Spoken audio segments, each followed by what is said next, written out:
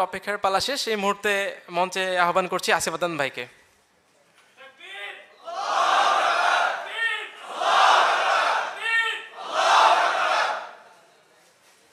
বিসমিল্লাহির রহমানির রহিম। ইন্নাল হামদুলিল্লাহ ওয়াসসালাতু ওয়াসসালামু আলা রাসূলিল্লাহ ওয়া আলা আলিহি ওয়া সাহবিহি ওয়া সাল্লামা তাসলিমান কাসীরা। আম্মা বাদ। রব্বি ইশরাহ লি সাদরি ওয়া ইয়াসসির লি আমরি ওয়াহলুল উকদাতাম মিন লিসানি ইয়াফকাহু কাওলি। আসসালামু আলাইকুম ওয়া রাহমাতুল্লাহি ওয়া বারাকাতুহু। আপনারা কেমন আছেন? আলহামদুলিল্লাহ। এটা রাজশাহীতে আমার প্রথমবার আসা। আমার আসলে আগে আসার দরকার ছিল। আমার একটা সম্পর্ক আছে রাজশাহীর সাথে, মানে রাজশাহী বিভাগের সাথে।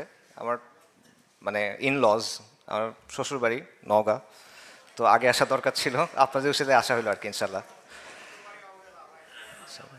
আচ্ছা, অনেক গরম আলোচনা হয়ে গেছে, আমার আলোচনা অনেক ঠান্ডা, ঠিক আছে, একটু বোরিং লাগতে পারে। এই অনুসারে আলোচনার বিষয়বস্তু হলো ইতিহাস, রাইট? তো আমার আলোচনাটা মূলত ৭১ নিয়ে, ১৯৭১ সাল, এটা নিয়ে বাংলাদেশের যে জন্ম, পাকিস্তানের সাথে ভারতের সাথে যে বিষয়টা, এইটা নিয়ে আজকে আমার আলোচনা।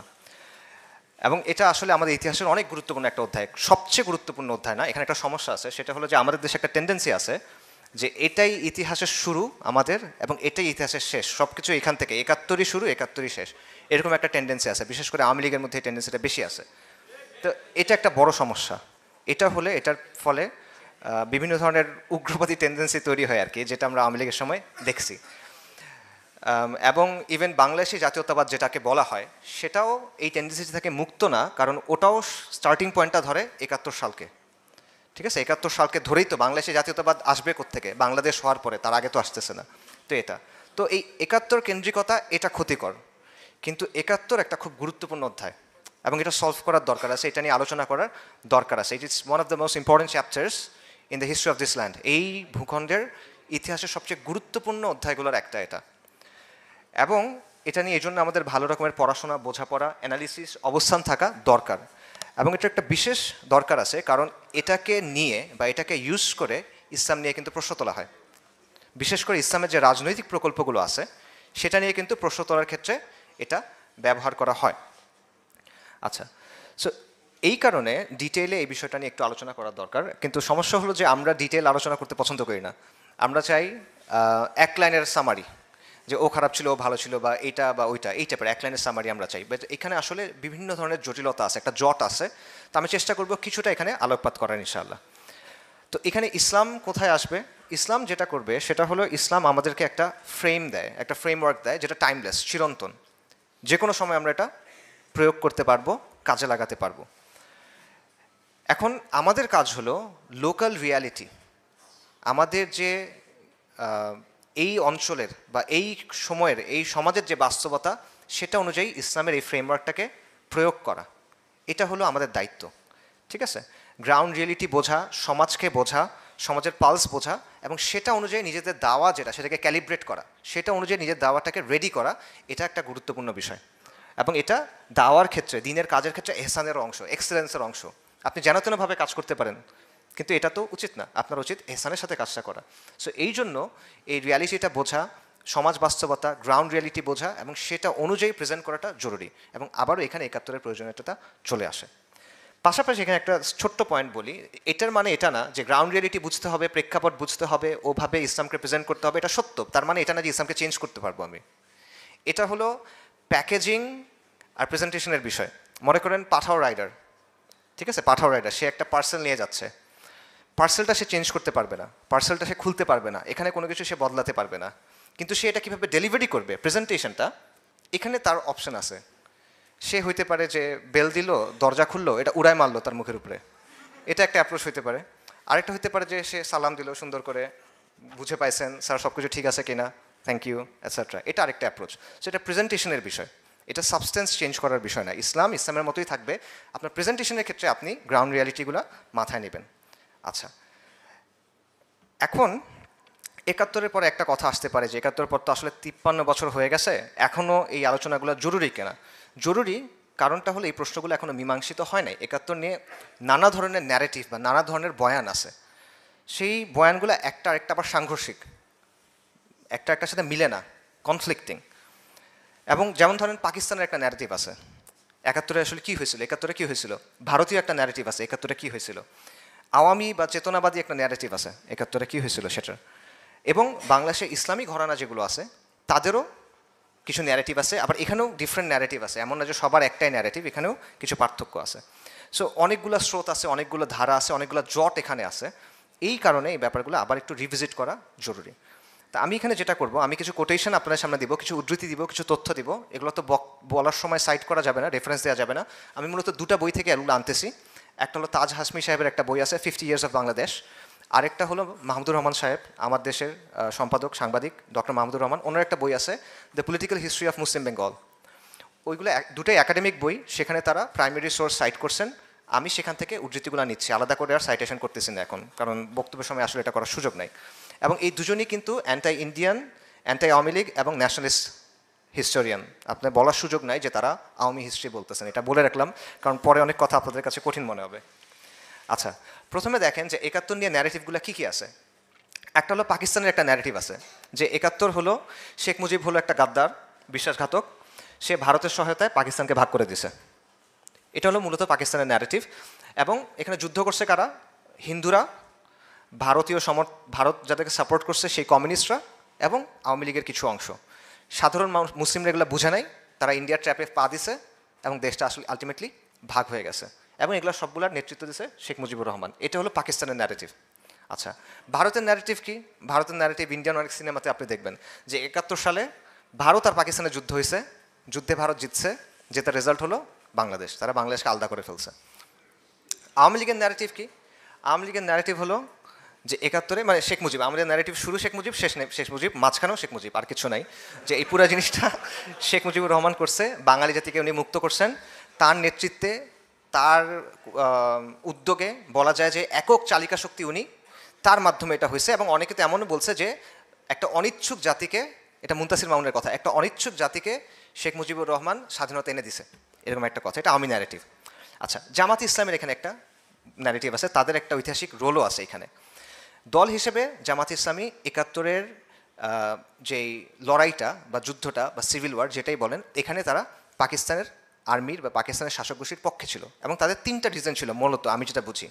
একটা হলো যে তারা পাকিস্তানের অখণ্ডতা বজায় রাখতে চাচ্ছিল, যে পাকিস্তান ভেঙে যাক, এটা আমরা চাই না, এটা 1 নাম্বার পয়েন্ট।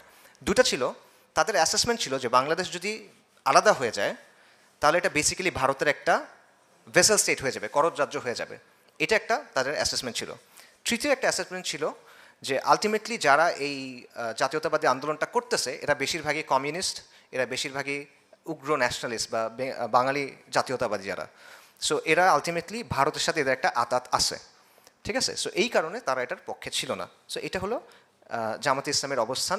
এবং 71-এ আমরা জানি যে তারা পাক বাহিনীর বা পাকিস্তানি যে ফৌজ, সেটার অনেক ক্ষেত্রে সহযোগী হিসেবেও কাজ করছে। রাজাকার বাহিনী আমরা জানি এটার মধ্যে অনেক ছিল, এখানে খালি মানে ধরেন নিজামে ইসলামের, মুসলিম লীগের বিভিন্ন দলের লোকজন ছিল, সাধারণ লোকজনের ছিল, বাট আল বদর বা আল শামস যেগুলো ছিল এগুলো স্পেসিফিক্যালি জামাত ইসলামের তখনকার যে স্টুডেন্ট উইং ছিল, পাকিস্তানি ছাত্র সংঘ, বর্তমানে যেটা ইসলামী ছাত্র শিবির, পরবর্তীতে যেটা হয়েছে ছাত্র শিবির পরে হয়েছে, ওই সময়ের স্টুডেন্ট উইং, তারা এক্সক্লুসিভলি আল বদর এবং আল শামসে ছিল।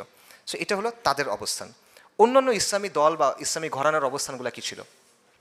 মোটা দাগে অন্যান্য ইসলামিক পার্টি, পীর মাশায়েখ, ওলামায়ে কেরাম, মোটা দাগে তাদের মধ্যে জমহুর বেশিরভাগের অবস্থান ছিল যে পাকিস্তান অখণ্ড থাক, পাকিস্তানটা ভাগ না হোক, এটা ছিল তাদের আলটিমেটলি অবস্থান। নিজাম ইসলাম বলেন, মুসলিম লীগের বিভিন্ন ফ্যাকশন বলেন, ওলামায়ে কেরাম, পীর মাশায়েখ, তাদের কথা বলেন, ইন জেনারেল আমি যতদূর বুঝি তাদের অবস্থান ছিল যে পাকিস্তান যদি না ভাঙে এটাই বেটার। এবং এটা হওয়াই আসলে লজিক্যাল। কেন লজিক্যাল?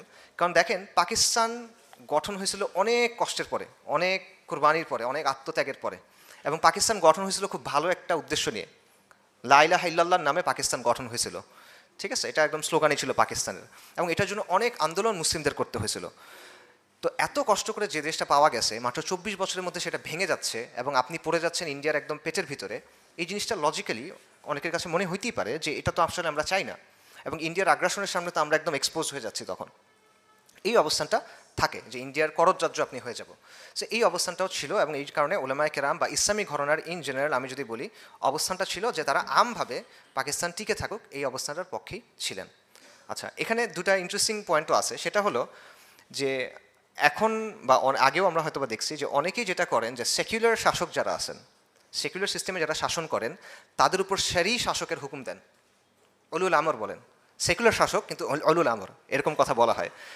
এবং আপনি যদি এটা হিসাব করেন, এই ধরনের চিন্তাভাবনা যারা করেন, তাদের এক ধারার কথা অনুযায়ী মুক্তিবাহিনী খারেজি হওয়ার কথা, কারণ তারা উলুল আমরের বিরুদ্ধে যুদ্ধ করতেছে।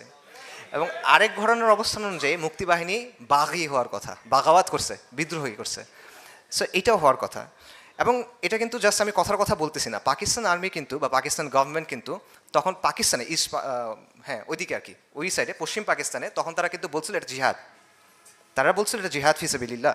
এবং অনেক ওলামায়ে কেরাম, বিখ্যাত ওলামায়ে কেরাম, নাম বললে আপনারা অনেকে চিনবেন, এরকম ছিলেন যে তাদের একটা তামান্না ছিল যে আমি ওখানে গিয়ে জিহাদ করব। কোথায়? বাংলাদেশে এসে জিহাদ করবে তারা 71 সালে। কেন? কারণ হলো যে ভারতের এজেন্ট আছে, ভারত সমর্থিত লোকজন আছে, এদের বিরুদ্ধে জিহাদ করতে হবে, বাগীদের বিরুদ্ধে জিহাদ করতে হবে, যারা বিদ্রোহ করছে এর বিরুদ্ধে জিহাদ করতে হবে, এরকম চিন্তাও অনেকের মধ্যে ছিল ওই সময়। তো এই চিন্তাধারা অনুযায়ী মুক্তিযোদ্ধারা ইদার খারেজি অথবা তারা বাগী, এবং এদের নেতা হলো শেখ মুজিবুর রহমান, খারেজিদের নেতা অথবা বাগীদের নেতা। তো সমস্যা হয়েছে যে যুদ্ধ শেষ হওয়ার পর খারিজিদের নেতা বা বাগীদের নেতা শাসক হয়ে গেছে। তো শেখ মুজিবুর রহমান এখন হয়ে গেছে বঙ্গবন্ধু রহমতুল্লাহ আলাইহি। তো এটা থেকেও কিছু ইন্টারেস্টিং প্রশ্ন তোলা যায়, সেটা হলো যে মুক্তিযোদ্ধারা কি আসলে খারেজি নাকি বাগী? মানে ব্যাপারটা কি এরকম যে মরলে খারেজি বাঁচলে আমির, ঠিক আছে, মানে মরলে বাগী বাঁচলে গাজী, এরকম নাকি ব্যাপারটা? তো যাই হোক, এরকম অনেকগুলা দিক আসলে আছে। সো আমরা একটা সিম্পল জায়গা থেকে শুরু করি, সেটা হলো যে অ্যাজ এ জেনারেল রুল, একটা মূলনীতি হিসেবে আমরা বলতে পারি, ইন জেনারেল আমরা এটাই প্রেফার করব যে মুসলিমরা একসাথে থাকবে, বিভক্ত হবে না, এটাই প্রেফারেবল। বিশেষ করে পাকিস্তান রাষ্ট্র যখন এতটা ত্যাগ তিতিক্ষার ফসল ছিল। তো এটাই যদি অবস্থান হয়, তাহলে পাকিস্তানটা আলটিমেটলি আলাদা যে হইল, দুটা যে ভাগ হইলো, এটা কি আসলে ভালো একটা কাজ হয়েছে কিনা, এরকম একটা কোয়েশ্চেন থাকতে পারে। এবং এটা আসলে ভালো যদি হয়, এটা কার উদ্যোগে আসলে হয়েছে? দেখেন, পাকিস্তান যখন তৈরি হয়েছে তখন এই অঞ্চলের মুসলিমরা খুব এনথুজিয়াস্টিকলি, খুব উৎসাহ ভরে, খুব আগ্রহ ভরে কিন্তু পাকিস্তানের অংশ হয়েছে সবার আগে। ইনফ্যাক্ট তারা বলছে যে হ্যাঁ আমরা পাকিস্তানের অংশ হইতে চাই, এটা তারা বলছে। 1965 সালে যখন ভারত পাকিস্তান যুদ্ধ হয়েছে, এই অঞ্চলের মানুষ ব্যাপকভাবে এটা সমর্থন করছে, ব্যাপক দেশপ্রেম তাদের মধ্যে ছিল। পাকিস্তানের আর্মির অংশ হিসেবে এখানকার মানুষ সেনাবাহিনীতে যুদ্ধ করছে, মারা গেছেন তারা। তাহলে যেটার জন্য তারা এত কিছু করলো, এত আগ্রহ ভরে যে দেশটা হইলো, 65 সালের কথা, এটা 6 বছরের মধ্যে কেমনি এটা আলাদা হয়ে গেল? এবং এটা কি কোনো আদর্শিক লড়াই তাহলে ছিল কিনা? এটা কি বাঙালি জাতীয়তাবাদের জন্য অথবা মুজিববাদের জন্য বা এরকম কোনো কারণে কি আসলে এটা আলাদা হয়ে গেল কিনা, নাকি পুরো জিনিসটা আসলে একটা ভারতের চক্রান্ত ছিল? তো শেখ মুজিবুর রহমান একটা এজেন্ট ছিল, সে মন্ত্রতন্ত্র করে সবাইকে এই করে করছে, ব্যাপারটা কি আসলে এরকম কিনা? তো এই ব্যাপারগুলো আমরা খুব সিম্পলভাবে চিন্তা করার চেষ্টা করি, বাট আমি মনে করি আসলে এত সিম্পলভাবে ব্যাপারগুলো আসলে ব্যাখ্যা করা যায় না। প্রথমত দেখেন যে আপনারা সবাই বই পড়ছেন, হিস্ট্রি পড়ছি, আমরা বইয়ের হিস্ট্রিটা পড়ছি, যেটা অবভিয়াসলি বায়াস একটা হিস্ট্রি, বাট এটা আমরা মোটামুটি সবাই জানি। সেটা হলো যে এখানকার মানুষের মধ্যে কিছু গ্রিভেন্সেস ছিল, মানে তাদের মধ্যে বঞ্চিত হওয়ার একটা অনুভূতি ছিল পূর্ব পাকিস্তানে। এখন এই অনুভূতিটা কি আসলে জাস্টিফাইড ছিল কিনা? এটা জাস্টিফাইড ছিল, বাস্তবতা ছিল যে এখানে কিছু বৈষম্য ছিল, অর্থনৈতিক, অবকাঠামোগত, সাংস্কৃতিক, রাজনৈতিক, নানা ধরনের বৈষম্য এখানে ছিল। যেহেতু আপনারা সবাই এগুলো পড়ে আসছেন, সেজন্য আমি এগুলো ডিটেল আলোচনায় যাব না, আমি সিম্পলি দুই একটা বলে যাই। ফর এক্সাম্পল, পাকিস্তান যখন গঠন হলো, এরপরেই কিন্তু 1949 সালে একটা দুর্ভিক্ষ হয় এইখানে, এবং দুর্ভিক্ষের সময় যেটা হয়, চালের দাম প্রায় 5 গুণ বেড়ে যায়, এবং গভর্নমেন্ট এখানে খুব একটা গুরুত্ব তখন দেয় নাই এই বিষয়টা সলভ করার দিকে। এটা কিন্তু তখনই মানুষের মধ্যে একটা বঞ্চনার অনুভূতি তৈরি করে। পাশাপাশি আপনারা জানেন যে সেলস ট্যাক্স সংক্রান্ত একটা ব্যাপার ছিল, যে এখানকার যে রাজস্ব হইতো ওটা তারা ওদের নিয়ন্ত্রণে নিয়ে নিছে, প্রদেশের নিয়ন্ত্রণে না রেখে কেন্দ্রের নিয়ন্ত্রণে নিয়ে নিছে, এরকম ব্যাপার ছিল। জিডিপির ক্ষেত্রে যে আইয়ুব খানের অধীনে 60 থেকে 70-এর মধ্যে 10 বছরে জিডিপি বাড়ছে 6.7%, পুরো পাকিস্তানের, কিন্তু এখানের বাড়ছে 3.6%। সো এই ধরনের অনেক ডেটা আসলে আছে যে আসলে এখানে একটা বৈষম্য ছিল। এখন অন্য একটা ব্যাপারও ছিল যে যখন ব্রিটিশরা চলে গেছে, চলে যাওয়ার আগেই কিন্তু ওই অংশটা রিলেটিভলি বেশি উন্নত ছিল। ওই জায়গাটাতে শিক্ষিত মুসলিম যারা, একটু সম্ভ্রান্ত মুসলিম যারা, তারা ওই দিকে থাকতো। আবার এইদিকে যারা হিন্দুরা ছিল, এরা সবাই কিন্তু ভারতে চলে গেছে। তাদের যে ক্যাপিটাল ছিল, পুঁজি ছিল, ব্যবসা বাণিজ্য ছিল, সম্পদ ছিল, ওগুলো কিন্তু এখান থেকে বের হয়ে গেছে। সো অবকাঠামোগত কিছু ইস্যু আসলে ছিল, ব্যাপারটা এমন না যে পুরো জিনিসটাই একদম বৈষম্য, সবই কিছু এরকম না, এখানে কিছু হিস্টোরিক রিজনও আসলে ছিল। এরপর রাজনৈতিক বৈষম্যের ব্যাপার আছে, যেমন 65-এর ওয়ারের সময়, যুদ্ধের সময়, একটু আগেই বললাম, এই অংশটা পুরোপুরি ওপেন ছিল, খালি ছিল, ইন্ডিয়া চাইলেই দখল করে নিতে পারতো। ইন্ডিয়া করে নাই, কিন্তু এখানে যারা রাজনীতি সচেতন মানুষ তাদের মধ্যে একটা অনুভূতি হয়েছে যে আমাদের ব্যাপারে তো আসলে কেয়ার করতেছে না, আমাদেরকে একদম অরক্ষিত রেখে দেওয়া হলো, এরকম একটা অনুভূতি তাদের মধ্যে কাজ করছে। ভোলা সাইক্লোন 1970 সালের প্রায় 3 থেকে 5 লাখ মানুষ মারা গেছে, এবং পাকিস্তান গভর্নমেন্ট এটাকে খুবই উদাসীনতার সাথে ডিল করছিল। এটা পরবর্তীতে আইয়ুব খান, পরবর্তী যে ইয়াহিয়া খান সম্মত, সে পরবর্তীতে স্বীকারও করছিল। এবং মাওলানা ভাসানী তখন একটা বলছিল যে এখানে ব্যাপক অদক্ষতা হয়েছে, এবং সে বলছিল যে পদত্যাগ করতে হবে, এরকম দাবিও তখন তোলা হয়েছিল। এবং পরবর্তী নির্বাচনের যে রেজাল্টটা হয়েছিল ওটার পেছনে একটা বড় ভূমিকা ছিল। ভোলা সাইক্লোনের যে ইফেক্টটা ছিল, এটা 70-এর নির্বাচনে আওয়ামী লীগের যে ল্যান্ডস্লাইড বিজয়, ভূমিধস বিজয়, এটার পেছনে একটা বড় ভূমিকা রাখছিল। আরেকটা বড় ইস্যু হলো ভাষা আন্দোলন। এটা অনেক বড় একটা ইম্পর্ট্যান্ট ইস্যু, যে আমরা জানি যে 48 সালে যখন পাকিস্তান গঠিত হইল, তারপর জিন্নাহ সাহেব এসে বলল যে পাকিস্তানের রাষ্ট্রভাষা হবে উর্দু, এবং শুধুমাত্র উর্দু হবে। এবং এই জিনিসটা বাঙালি যারা ইন্টেলিজেন্সিয়া ছিল, ইন্টেলেকচুয়ালস ছিল, ছাত্ররা ছিল, বুদ্ধিজীবীরা ছিল, পলিটিশিয়ানরা ছিল, তারা ইতিবাচকভাবে নেয় নাই। এখন এখানে একটা বিষয় ক্লিয়ার করার দরকার আছে, সেটা হলো যে আওয়ামী প্রোপাগান্ডার কারণে আমাদের মধ্যে একটা ধারণা আছে যে আমরা বলি যে ওরা আমার মুখের ভাষা কায়দা নিতে চায়, যে মানে আপনাকে মানে বাংলায় কথা বলতে দিবেই না। ব্যাপারটা এরকম ছিল না। ব্যাপারটা ছিল যে পাকিস্তানের রাষ্ট্রীয় ভাষা, রাষ্ট্রভাষা, লিঙ্গুয়া ফ্রাঙ্কা, এটা হবে উর্দু। প্রদেশগুলো নিজেদের মতো যে কোনো ভাষা ইউজ করতে পারবে। সো ব্যাপারটা এমন না যে মুখের ভাষা কেড়ে নিতে চায় বা এরকম কিছু না, কিন্তু এখানে আত্মসম্মান, আত্মমর্যাদা বা নিজের স্টেক, আমার একটা দাবি আছে, এটা মানা হচ্ছে না, এরকম কিছু ব্যাপার ছিল। যেমন ধরেন এই যে তর্কটা, উর্দু নিয়ে তর্কটা, এটা কিন্তু পাকিস্তান হওয়ার আগে থেকে শুরু হয়েছে। পাকিস্তান তৈরি হওয়ার আগে উত্তরপ্রদেশের একজন রাজনীতিবিদ ছিলেন চৌধুরী খালিকুজ্জামান। উনি বলছিলেন পাকিস্তান গঠন হওয়ার আগেই যে এই দেশটার ভাষা হওয়া উচিত উর্দু। এটা উনি কেন বললেন? কারণ তার কিছুদিন আগে ভারতের ক্ষেত্রে বলা হচ্ছিল যে ভারতের ভাষা হবে হিন্দি, তো তখন উনি বললেন যে এটার ভাষা হতে হবে উর্দু। এর মাস দুয়েক পরে আলিগড় ইউনিভার্সিটি যিনি vice principal doctor Ziauddin Ahmed, উনিও বললেন যে হ্যাঁ, এটা উর্দু হইতে হবে। তো তখনই কিন্তু পূর্ব পাকিস্তানের প্রতিবাদ হয়েছিল যে না, আমরা উর্দু এটা মানি না, আমরা চাই বাংলা হোক। তাদের যুক্তিটা কি? তাদের যুক্তিটা হলো যে পূর্ব পাকিস্তানের জনসংখ্যার মধ্যে, পুরা পাকিস্তানের জনসংখ্যার মধ্যে বাঙালিরা মেজরিটি, ঠিক আছে? যত জনসংখ্যার মধ্যে বাংলাদেশের মেজরিটি, এবং পাকিস্তানের 5টা প্রদেশ আছে, মানে 5টা প্রদেশের 5টা ভাষা আছে, বাংলা, পাঞ্জাবি, সিন্ধি, বালুচ, পশতু। তো এটার মধ্যে মেজরিটি বাঙালি। উর্দু এদের কারোরই ভাষা না। উর্দু হলো মূলত উত্তরপ্রদেশ, লখনৌ, এই জায়গার একটা ভাষা, এবং দিল্লি সালতানাত এবং মুঘল আমলের সময় এটা প্রশাসনিক ভাষা হিসেবে ইউজ হতো, এবং এই বেল্টের লোকজন খুব পোয়েটিক, সুন্দর উর্দু বলে। তো এইটাকে আপনি এসে কেন বসাবেন? এটা ছিল তাদের যুক্তি। আপনি আমার একটা নেন, এবং জিন্নাহ সাহেব উনি নিজে কিন্তু উর্দু বলতে পারতেন না তেমন একটা। ওনার ভাষা, উনি ইংরেজি ভালো বলতেন, অনেক ইংরেজি মানে মূলত বলতেন, আর গুজরাটি উনি বলতেন, ওনার ভাষা গুজরাটি ছিল। উর্দু উনি খুব যে বলতে পারতেন ব্যাপারটা এমন না। তো এইখানে তাদের একটা আপত্তি ছিল যে কেন আপনারা এটা করবেন, আমাদেরটা কেন করবেন না, যেখানে আমরা মেজরিটি। এবং ভাষা নিয়ে এই তর্কটা, এটা কিন্তু শুধুমাত্র কমিউনিস্টদের বা বাঙালি জাতীয়তাবাদীদের ইস্যু, ব্যাপারটা এমন না। আপনি দেখবেন যে অনেক ওয়েল মিনিং মানুষ, তাদের মধ্যেও এটা নিয়ে একটা আপত্তি ছিল। যেমন ডক্টর মোহাম্মদ শহীদুল্লাহ তৎকালীন দৈনিক আজাদিতে একটা আর্টিকেল লিখছেন। ওখানে উনি বলছেন যে পাকিস্তানের রাষ্ট্রভাষা হচ্ছে ইংরেজি, কারণ অলরেডি আমরা ইংরেজি ব্যবহার করতেছি, অলরেডি প্রশাসনিক কাজে ইংরেজি ব্যবহার হয় ব্রিটিশ রাজের সময় থেকে, আপনারা এটাকে রেখে দেন। যদি আপনি বলেন যে ইংরেজি বিদেশি ভাষা, এটা রাখবো না, তাহলে বাংলাকে করেন, কারণ বাংলা মেজরিটির ভাষা। যদি আপনি বলেন শুধু বাংলা রাখবো না, ঠিক আছে, তাহলে তার সাথে উর্দুকে রাখেন। এটা হলো ডক্টর মোহাম্মদ শহীদুল্লাহর অবস্থান। উনি কিন্তু কমিউনিস্ট বা এরকম কোনো কিছু না, ইন্ডিয়ার এজেন্ট বা এই টাইপের কিছু না। এরপরে উনি আরেকটা আর্টিকেল লিখছিলেন, সেখানে বললেন যে আলটিমেটলি পাকিস্তানের রাষ্ট্রভাষা হওয়া উচিত আরবি। যদি পাকিস্তান যে স্বপ্ন নিয়ে, যে প্রতিশ্রুতি নিয়ে তৈরি হয়েছে ইসলামের নামে, এটা যদি বাস্তবায়ন করতে হয়, রাষ্ট্রভাষা হতে হবে আরবি। এটা ছিল ওনার অবস্থান। একই ধরনের বক্তব্য আছে আবুল মনসুর আহমেদের, মাহফুজ আনাম সাহেবের বাবা। উনি একসময় কংগ্রেস করছেন, তারপর কৃষক প্রজা পার্টি করছেন, তারপর মুসলিম লীগ করছেন, ঠিক আছে? দীর্ঘ সময় উনি মুসলিম লীগের রাজনীতি করছেন। তো উনি বলছেন যে জিন্নাহ সাহেবকে আমি 25 বছর ধরে চিনি, এর মধ্যে 5 বছর তার বিরুদ্ধে রাজনীতি করছি কৃষক প্রজা পার্টিতে, পরের 20 বছর ওনার সাথে রাজনীতি করছি, কিন্তু ভাষার ব্যাপারে উনি যে অবস্থানটা নিছেন, এটা আমার কাছে দায়িত্বজ্ঞানহীন অবস্থান মনে হয়েছে। যে এত স্পর্শকাতর ইস্যুতে তার বক্তব্য দায়িত্বজ্ঞানহীন, এবং উনি নিজে উর্দু পারেন না, নিজে বাংলাও পারেন না, উনি কেন এত শক্তভাবে এটা করতেছেন? পাকিস্তানের জনসংখ্যার মেজরিটি তো বাংলাভাষী, এবং গণতন্ত্রের মাতৃভাষার গুরুত্ব কতটুকু এটা তো উনি বুঝেন, তাহলে কেন তিনি গণতান্ত্রিক মূল্যবোধ বিরোধী এরকম একটা বক্তব্য দিলেন? এটা আবুল মনসুর আহমেদ সাহেবের বক্তব্য। এখন দেখেন এই জায়গাটাতে দুই দিক থেকে আপনি যুক্তি দিতে পারবেন, আমার কাছে পার্সোনালি যেটা মনে হয় যে আপনি বলতে পারবেন যে হ্যাঁ একটা সিম্পল যুক্তি দেওয়া যায় যে মেজরিটি যেহেতু বাঙালি তো বাংলা ভাষা থাকুক। আবার একটা কাউন্টার দেওয়া যায় যে তুমি বাংলা দিবা তাহলে অন্য প্রদেশে যারা আছে তারা তো বলবে যে পাঞ্জাবি দাও, সিন্ধি দাও, সবাই তাদেরটা বলা শুরু করবে, খালি ওদেরটা কেন হবে।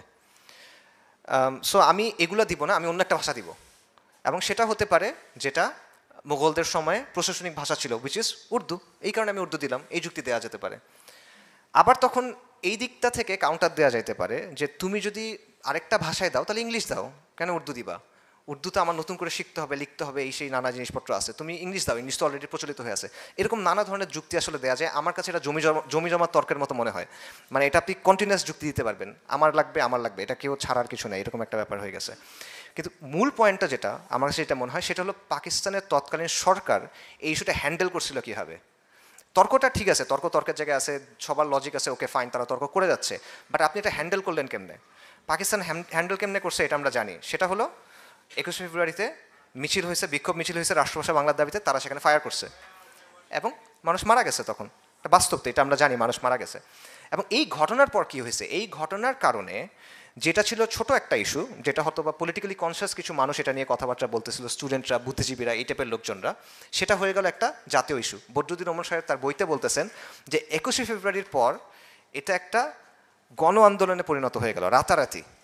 যে জিনিসটা ছোট ছিল, পাকিস্তান গভর্নমেন্টের ওভার রিয়াকশন, এটাকে একটা গণ আন্দোলনে পরিবর্তন করব, এবং এইটাকে পুঁজি করে বাঙালি জাতীয়তাবাদ কিন্তু অনেক পাওয়ারফুল হয়ে গেল তখন। মানে এটা ছিল লঞ্চিং প্যাড বাঙালি জাতীয়তাবাদের, এবং এটা একটা বড় এই হয়ে গেল, এবং সাধারণ মানুষের মধ্যে একটা অনুভূতি আসলো যে আমরা তো ভাষার কথা বলছিলাম, আমার উপর গুলি কেন চালাইলো এটার জন্য, রাইট? যে তাহলে মানে আমার কথার কোনো দাম নাই এখানে, বা আমাদের কোনো মূল্য মনে হয় এখানে নাই। সো এই টাইপের জিনিস ছিল। এবং মাহমুদুর রহমান সাহেব ওনার বইয়ে বলতেছেন যে আইয়ুব এর পরবর্তীতে, এটা তো মুসলিম লীগ গভর্নমেন্টের সময়, এর পরবর্তীতে আইয়ুব গভর্নমেন্টের সময়ও পাকিস্তানের সরকার যে ধরনের মানে পলিসিগুলো নিছিল, মাহমুদুর রহমান বলছেন এগুলো হলো confusing, counter productive and outright stupid, মানে গাধামিপূর্ণ পলিসি ছিল। যেমন মোনেম খানের সময় কি হইলো যে রবীন্দ্রনাথ ঠাকুরের গান ব্যান করার চেষ্টা করা হলো, এইটার ফলে যেটা হলো উল্টা রিয়াকশন হলো। আবার জুলাইয়ের সময় যেটা হলো যে রাজাকারের নাতি বললো না, তখন সবাই বললো আমি রাজাকার, রাইট? ওই রকম একটা ব্যাপার ঘটলো যে আগে রবীন্দ্রনাথকে নিয়ে খুব একটা মাথা ঘামাইতো না, সেও মনে করলো যে রবীন্দ্রনাথকে এখন আমার আঁকড়ায় ধরতে হবে, একটা উল্টা রিয়াকশন হইলো। আচ্ছা, এরপর আসেন আরেকটা গ্রিভেন্স ছিল, সেটা হলো অপমান, তাচ্ছিল্য এবং অবজ্ঞার একটা ব্যাপার। যে ওই সাইডের এলিটরা, বিশেষ করে পশ্চিম পাকিস্তানের যারা এলিট আছে, সাধারণ মানুষের কথা বলতেছি না, এলিটদের মধ্যে বাঙালিদের কালচার, বাঙালিদের পোশাক, বাংলাদেশের খাবার এবং বাংলাদেশের ইমান নিয়ে তুচ্ছ তাচ্ছিল্যের একটা ব্যাপার ছিল, এবং অনেক খারাপ ধারণা ছিল, এবং বাঙালিত্বের আভাস পাওয়া যায় এরকম সব কিছুকে হিন্দুয়ানি বলার একটা টেন্ডেন্সি তাদের মধ্যে ছিল। আমি কিছু উদাহরণ আপনাদেরকে দেই।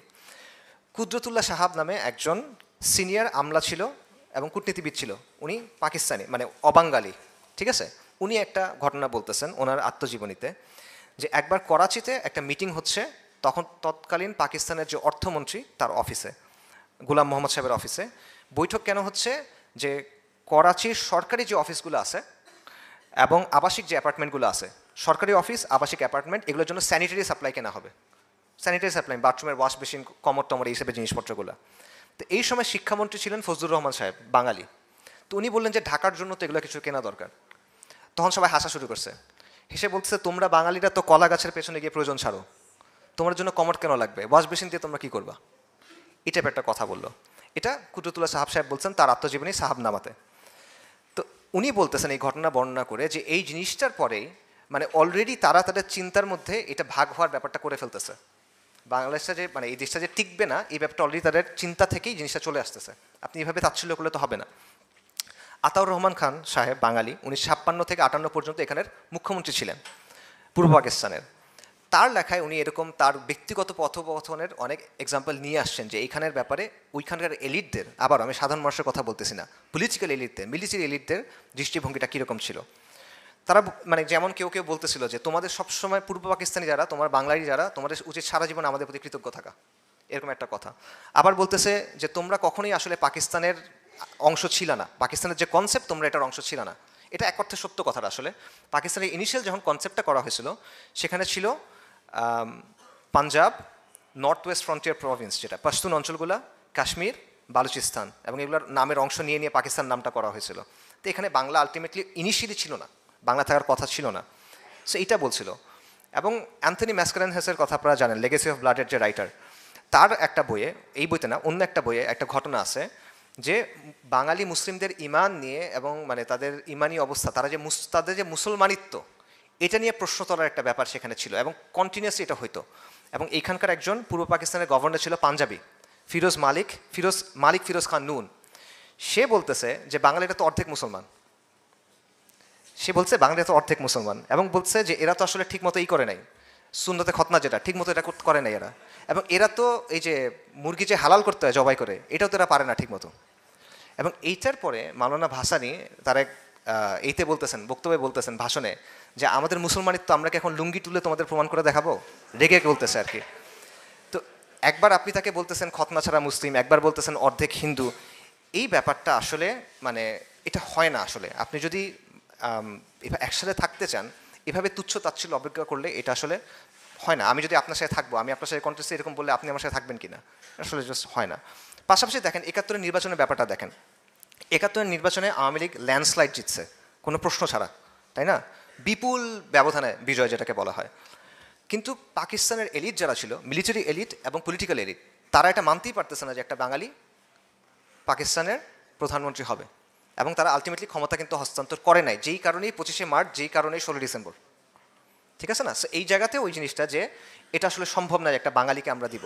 তো আপনি দেখেন যে একে তো আপনার অর্থনৈতিক শোষণ হচ্ছে, দুয়ে তো আপনার রাজনৈতিক বৈষম্যের ব্যাপারটা আছে, তৃতীয়ত আপনার এই অবজ্ঞা এবং তাচ্ছিল্য আছে। এগুলো নিয়ে আপনি আসলে কীভাবে থাকবেন? আমি পার্সোনালি মনে করি যে এই বিষয়টা একটা বড় কারণ, এটা টিকে থাকতে না পারার, এটা একটা বড় কারণ।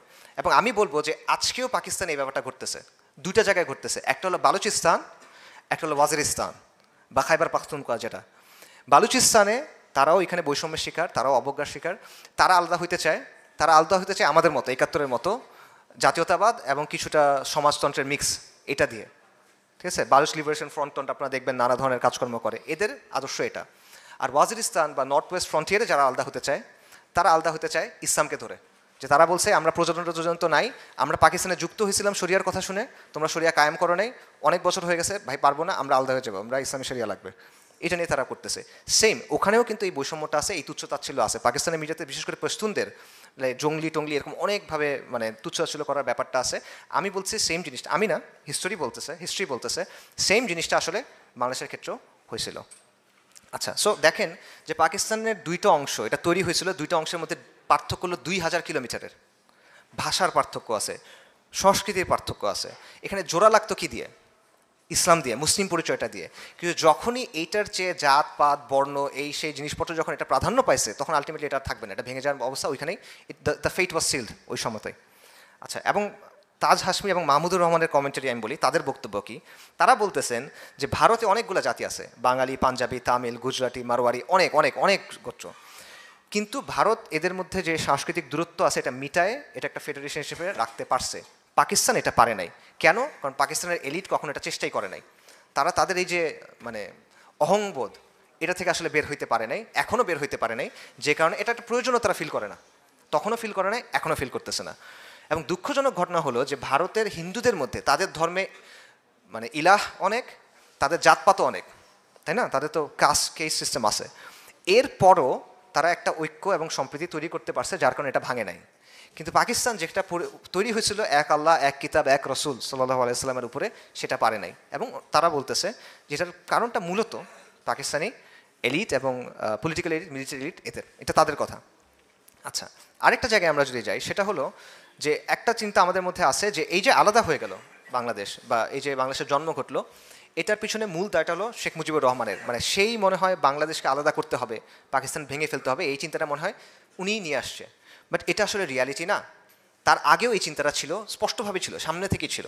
আমি আপনাদের কয়েকটা এক্সাম্পল দিই।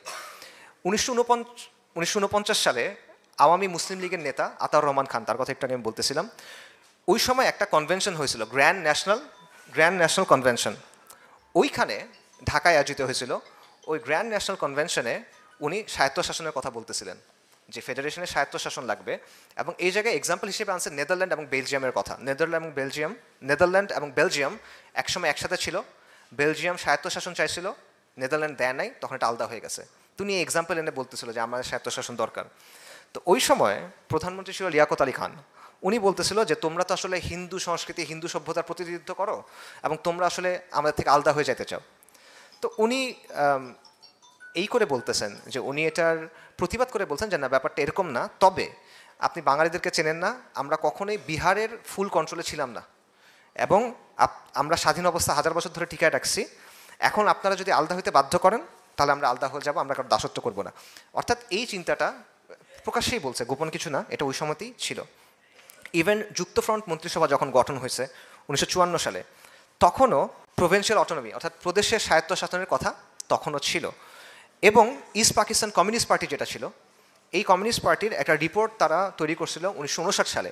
সেখানে তারা বলছিল যে বাঙালি মধ্যবিত্ত এবং বুদ্ধিজীবী সম্প্রদায় যারা আছে তাদের মধ্যে স্বাধীন দেশ, স্বাধিকার, এই বিষয়গুলো নিয়ে আলাপ আলোচনা হচ্ছে। এগুলো শেখ মুজিবুর রহমানের আগের কথা বলতেছি।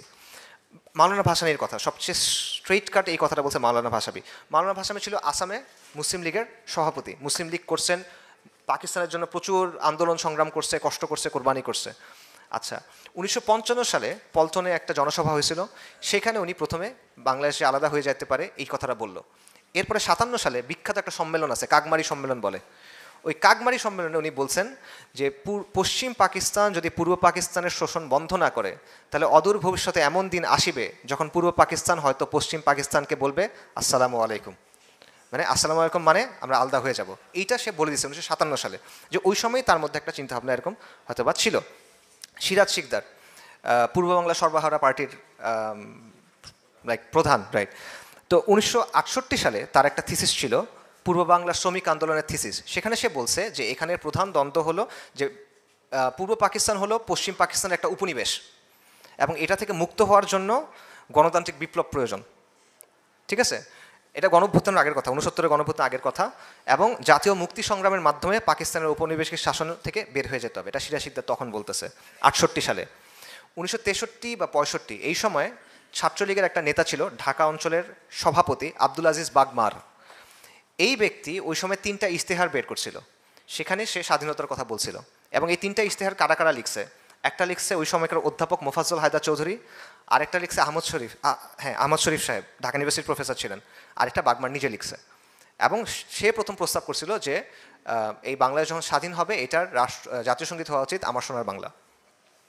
সো অর্থাৎ আমি এটা কেন বলতেছি, এটার মানেটা হলো যে ব্যাপারটা এমন না যে মুজিব নিজে থেকে জিনিসটা বের করে নিয়ে আসছে, এই আন্ডারস্ট্যান্ডিংটা বা এই চিন্তার এই ধারাটা একটা ধারা এরকম ছিল। আচ্ছা, মুজিবের অবস্থানটা কি? আওয়ামী লীগের বক্তব্য মুজিব একাই সব করছে, একটু আগে বললাম। পাকিস্তানের বক্তব্য যে মুজিব একাই আলটিমেটলি সব করছে বা সে ইন্ডিয়ার মানে মদদে এই সবগুলা করছে। এখানে কোনো সন্দেহ নাই যে মুজিব একটা জালিম এবং তাগুত ছিল, এটা কোনো সন্দেহ নাই, এখানে সন্দেহের কিছু নাই। এবং সে জগাখুচুরি মুজিববাদ নামে একটা জিনিসের মাধ্যমে শাসন করছে, 72 থেকে 75 পর্যন্ত আওয়ামী জাহিলিয়াত কায়েম করছে, ব্যাপক সন্ত্রাস নৈরাজ্য এগুলো করছে, এই জায়গাগুলো নিয়ে কোনো সন্দেহ নাই। কিন্তু একই সাথে এটাও সত্য কথা যে আপনি যদি 60-এর দশকের মাঝামাঝি থেকে 71 পর্যন্ত বা 72 পর্যন্ত সময়টা নেন, এই সময়টায় পূর্ব বাংলার বা পূর্ব পাকিস্তানের অবিসংবাদিত নেতা ছিল শেখ মুজিবুর রহমান। এটা বাস্তবতা, এই কথাটা অনেকের হজম করতে কঠিন হবে, এই জন্য আমি মাহমুদুর রহমান সাহেবের বই থেকে ডিরেক্ট কোটেশন বলতেছি। মাহমুদুর রহমান সাহেব তার বইতে বলতেছেন Sheikh Mujibur Rahman was the undisputed leader of the people of east Pakistan. তার বইয়ের চ্যাপ্টার 4 নম্বর চ্যাপ্টারে পেজ 131-এ উনি বলছেন অবিসংবাদিত নেতা, আনডিসপিউটেড লিডার। এবং একই অধ্যায়ের শেষ দিকে উনি বলতেছেন his position in 1970 was similar to that enjoyed by Jinnah in 1946. 1946 সালে জিন্নার অবস্থানটা কী ছিল? সে পুরা ভারতের মুসলিমের একদম অবিসংবাদিত নেতা জিন্নাহ, কোনো প্রশ্ন ছাড়া। বলছে 70 সালে শেখ মুজিবের অবস্থান এটা ছিল। মাহমুদুর রহমান বলতেছে no fan of Awami League, no fan of Sheikh Mujib, কঠোর সমালোচক, বাট তিনি এই কথাটা বলতেছেন, এটা বাস্তবতা আসলে। এবং সো ব্যাপারটা এরকম আমি মনে করি না, আমার কাছে পড়ার পর যেটা মনে হচ্ছে যে আমার কাছে অনেক ঘাটার পর যেটা মনে হলো যে আপনি এককভাবে তাকে কেন্দ্রীয় অপরাধী বা কেন্দ্রীয় নায়ক যেটাই বলেন, নায়ক বা ভিলেন যেটাই বলেন, এটা আপনি তাকে আসলে বানানোটা লজিক্যাল না। বরং তার ভূমিকা অবশ্যই ক্রুশাল, ক্রিটিক্যাল ভূমিকা আছে, বাট আপনি এককভাবে সে থাকলে হয়েছে সে না থাকলে হবে না, ব্যাপারটা আসলে এরকম ছিল না। বরং শেখ মুজিবুর রহমান একটা অপরচুনিস্টিক পলিটিক্যাল লিডার ছিল, সুযোগ সন্ধানী রাজনৈতিক নেতা ছিল। রাজনৈতিক নেতারা এরকমই হয়, ম্যাকাভিলিয়ান, ঠিক আছে, সে ওই নীতি অনুযায়ী কাজ করে। এটা কীরকম, আমি তার রাজনৈতিক জীবনের 2টা চ্যাপ্টার দেখেন। ভারতীয় একজন কথা সাহিত্যিক আছে বাঙালি, মনোজ বসু, উনি বলতেছেন যে 1956 সালে একটা শান্তি সম্মেলন হয়েছিল চীনে, ওখানে উনি গেছিলেন ভারতের পক্ষ থেকে, শেখ মুজিবুর রহমান গেছিল পাকিস্তান বা পূর্ব পাকিস্তানের পক্ষ থেকে। ওইখানে শেখ মুজিব তাকে বলতেছেন যে দেখেন আমরা কিন্তু বাংলাদেশকে আলাদা করে ফেলবো, পূর্ব পাকিস্তানকে আলাদা করে ফেলবো। এবং 72 সালে তারা একবার দেখা হয়েছে, তখন মুজিব বলতেছেন যে আপনার মনে আছে আমি আপনাকে বলছিলাম আমরা আলাদা করে ফেলবো, এটা সে বলতেছে। আচ্ছা, আওয়ামী লীগের নেতা শাহ মোয়াজ্জেব হোসেন উনি বলতেছেন যে 1962 দিকে শেখ মুজিবুর রহমান একটা লিফলেট ছাপাইছিল নিজ উদ্যোগে, এটার নাম ছিল পূর্ববঙ্গ মুক্তি ফ্রন্ট, এবং সেই লিফলেটে এই স্বাধীনতার কথা ছিল, আলাদা হয়ে যাওয়ার কথা ছিল। এবং মোয়াজ্জেম হোসেনের বক্তব্য হলো শেখ মুজিব নিজে সাইকেল চালায় প্রেসে গিয়ে এটা ওইখান থেকে ছাপায় আনছে। আওয়ামী লীগ নেতার বক্তব্য মানবেন কি মানবেন না আপনাদের কথা, বাট এটা তার বক্তব্য। আচ্ছা, আগরতলা ষড়যন্ত্র মামলা যেটা, এটা দেখেন যে ঢাকায় তৎকালীন ভারতীয় হাই কমিশনের পলিটিক্যাল অফিসার শশাঙ্ক শেখর ব্যানার্জি উনি বলতেছেন যে একদিন মানিক মিয়া সাহেব আমাকে ডাকলো ইত্তেফাক অফিসে, ওই যে তোফাজুল হোসেন মানিক মিয়া এভিনিউ আছে না তার নামে, ওখানে গিয়ে দেখেন মুজিবুর রহমান বসা। তো তার সাথে অনেকক্ষণ কথাবার্তা বললো, 2 ঘন্টা কথাবার্তা বললো। তারপর বললো যে আপনার সাথে একটু স্পেশাল কথা আছে, আমরা একটা মেসেজ দিতে চাই নেহরু সাহেবকে, নেহরু তখন ইন্ডিয়ার প্রাইম মিনিস্টার, যে আমরা নেহরু সাহেবকে একটা মেসেজ দিতে চাই। মেসেজটা কি, যে আমরা মুক্তি সংগ্রাম করব এবং আমরা এটাকে এখান থেকে আলাদা করে ফেলবো। ঠিক আছে, এটা তার বইতে আছে, বইটার নাম হলো India Mujibur Rahman Bangladesh liberation and Pakistan. এই বইটাতে এটা আছে যে শেখ মুজিবুর রহমান চাচ্ছে পূর্ব পাকিস্তানকে আলাদা করে ফেলতে, এই জন্য তারা নেহরুর মাধ্যমে ভারতের নৈতিক, রাজনৈতিক, সামরিক সমর্থন চায়, কূটনৈতিক সমর্থন চায়। আচ্ছা, এরপরে হলো আগরতলা ষড়যন্ত্র, যেটা বলা হয় যে 1963 সালের জানুয়ারির শেষ দিকে শেখ মুজিবুর রহমান, ওই যে রেসপন্স আসতেছিল না, সে তো নোট পাঠাইলো, ওই দিক থেকে রেসপন্স আসতেছে না, তখন নিজেই সে আগরতলা চলে গেল, ত্রিপুরার আগরতলায়, এবং সেখানে তাদের যে মুখ্যমন্ত্রী শচীন্দ্রলাল সিং তার সাথে দেখা করলো এবং একই কথা বললো যে বেসিক্যালি আলাদা করে ফেলবো, সাপোর্ট দেন। তো ওই শচীন সিংহ নেহরুর সাথে দেখা করতে গেল, কিন্তু নেহরু তখন এটার চাচ্ছিল না, কারণ চীনের সাথে গ্যাঞ্জাম চলতেছিল ভারতের তখন। তো সে বলছে যে না, এখন এই জিনিসটা আসলে করা যাবে না, এটা আমরা করতে চাচ্ছি না। এবং এটাও শচীন সিংহের এই বক্তব্য আছে একটা বইয়ে, ফয়েজ আহমেদ নামে একজন লেখকের, বইটার নাম হলো আগরতলা মামলা, শেখ মুজিব ও বাংলার বিদ্রোহ, এই বইতে এটা আছে। তো এই জায়গা থেকে আপনি দেখবেন যে অ্যাটলিস্ট 1963 পর্যন্ত ক্লিয়ারলি শেখ মুজিবুর রহমানের মধ্যে এই যে পূর্ব পাকিস্তানকে বিভক্ত করার বা আলাদা করার একটা চিন্তা ছিল, কিন্তু নেহরু তাকে তখন সাপোর্ট দেয় নাই, তাই সে আগাতে পারে নাই। ঠিক আছে, এটা একটা দিক, কিন্তু এটা একটা অন্য একটা দিক আছে। সেটা কি দেখেন যে আওয়ামী লীগের পক্ষ থেকে 6 দফা দাবি উত্থাপন করা হলো।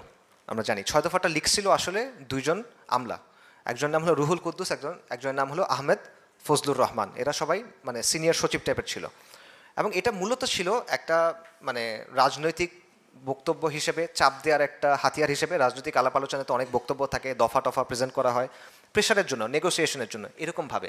বাকি এটা আওয়ামী লীগ খুব ভালোভাবে ক্যাপচার করে এবং ইউজ করে, এবং শেখ মুজিব এটাকে তার মূল রাজনৈতিক মানে ইশতেহার টাইপের বানায় ফেলে 6 দফা। কিন্তু 6 দফার মধ্যে কিন্তু দেশ স্বাধীন করার কোনো কথা নাই। এবং 69-এর এর কিছুদিন পরে যেটা হলো, শেখ মুজিবুর রহমানকে জেলে নিয়ে গেল আগরতলা ষড়যন্ত্র মামলার জন্য, যেটা আসলে এই ষড়যন্ত্র ছিল, বাস্তবিক ছিল। আওয়ামী লীগের একজন সংসদের দ্বারা স্বীকারও করছিল এই হাসিনার সময় যে আগরতলা ষড়যন্ত্র সত্যি ছিল, আসলেই ছিল, ষড়যন্ত্র করছি আমরা, গর্ব করে বলছিল। তো ওইটার জন্য তাকে তখন জেলে নিয়ে যাওয়া হয়। 69-এ গণভ্যুত্থান হইলো, তখন তাকে মুক্তি দেওয়া হলো। এরপরে কিন্তু আপনি তার কাছ থেকে স্বাধীনতার কোনো কথা পাবেন না, একেবারে পাবেন না। 72 পর্যন্ত তার মুখে স্বাধীনতার কোনো কথাই নাই। বরং ব্যারিস্টার মওদুদ আহমেদ, উনি শেখ মুজিবের সহকারী ছিলেন ওই সময়, উনি বলতেছেন যে শেখ মুজিব জেল থেকে মুক্ত হওয়ার পরে ইয়াহিয়া সাহেবের সাথে দেখা করতে গেল, ইয়াহিয়া খানের সাথে, এবং সেখানে আশ্বস্ত করলো যে 6 দফা দিয়ে পাকিস্তান ভাঙবে না, এটাতে পাকিস্তান সুসংহত হবে, এটাতে পাকিস্তান আরও স্ট্রং হবে, ঐক্য হবে, শান্তি বজায় থাকবে, এটা আমি আলাদা করতে চাচ্ছি না। 70-এর নির্বাচন দেখেন, আওয়ামী লীগ তো নির্বাচন করলো, কোনো জায়গায় তারা এখানে স্বাধীনতার কথা বলে নাই, কোনো জায়গাতে স্বাধীনতা কোনো বলা হয় নাই। এবং এই নির্বাচনে আওয়ামী লীগ জিতলো, জিতার পরে বাই ডিফল্ট পাকিস্তানের প্রধানমন্ত্রী হওয়ার কথা শেখ মুজিবুর রহমানের। 71 সালের ইভেন জানুয়ারিতে ইয়াহিয়া খান ঢাকায় আসলো, এসে সে পরিচয় করে দিল পাকিস্তানের নেক্সট প্রধানমন্ত্রী শেখ মুজিবুর রহমান, এভাবে বললো। তো আপনি তার জায়গা থেকে চিন্তা করেন, একজন পলিটিশিয়ান, ক্যালকুলেটিভ পলিটিশিয়ান, সুযোগ সন্ধানী পলিটিশিয়ান, তার জন্য কোন অপশনটা বেটার?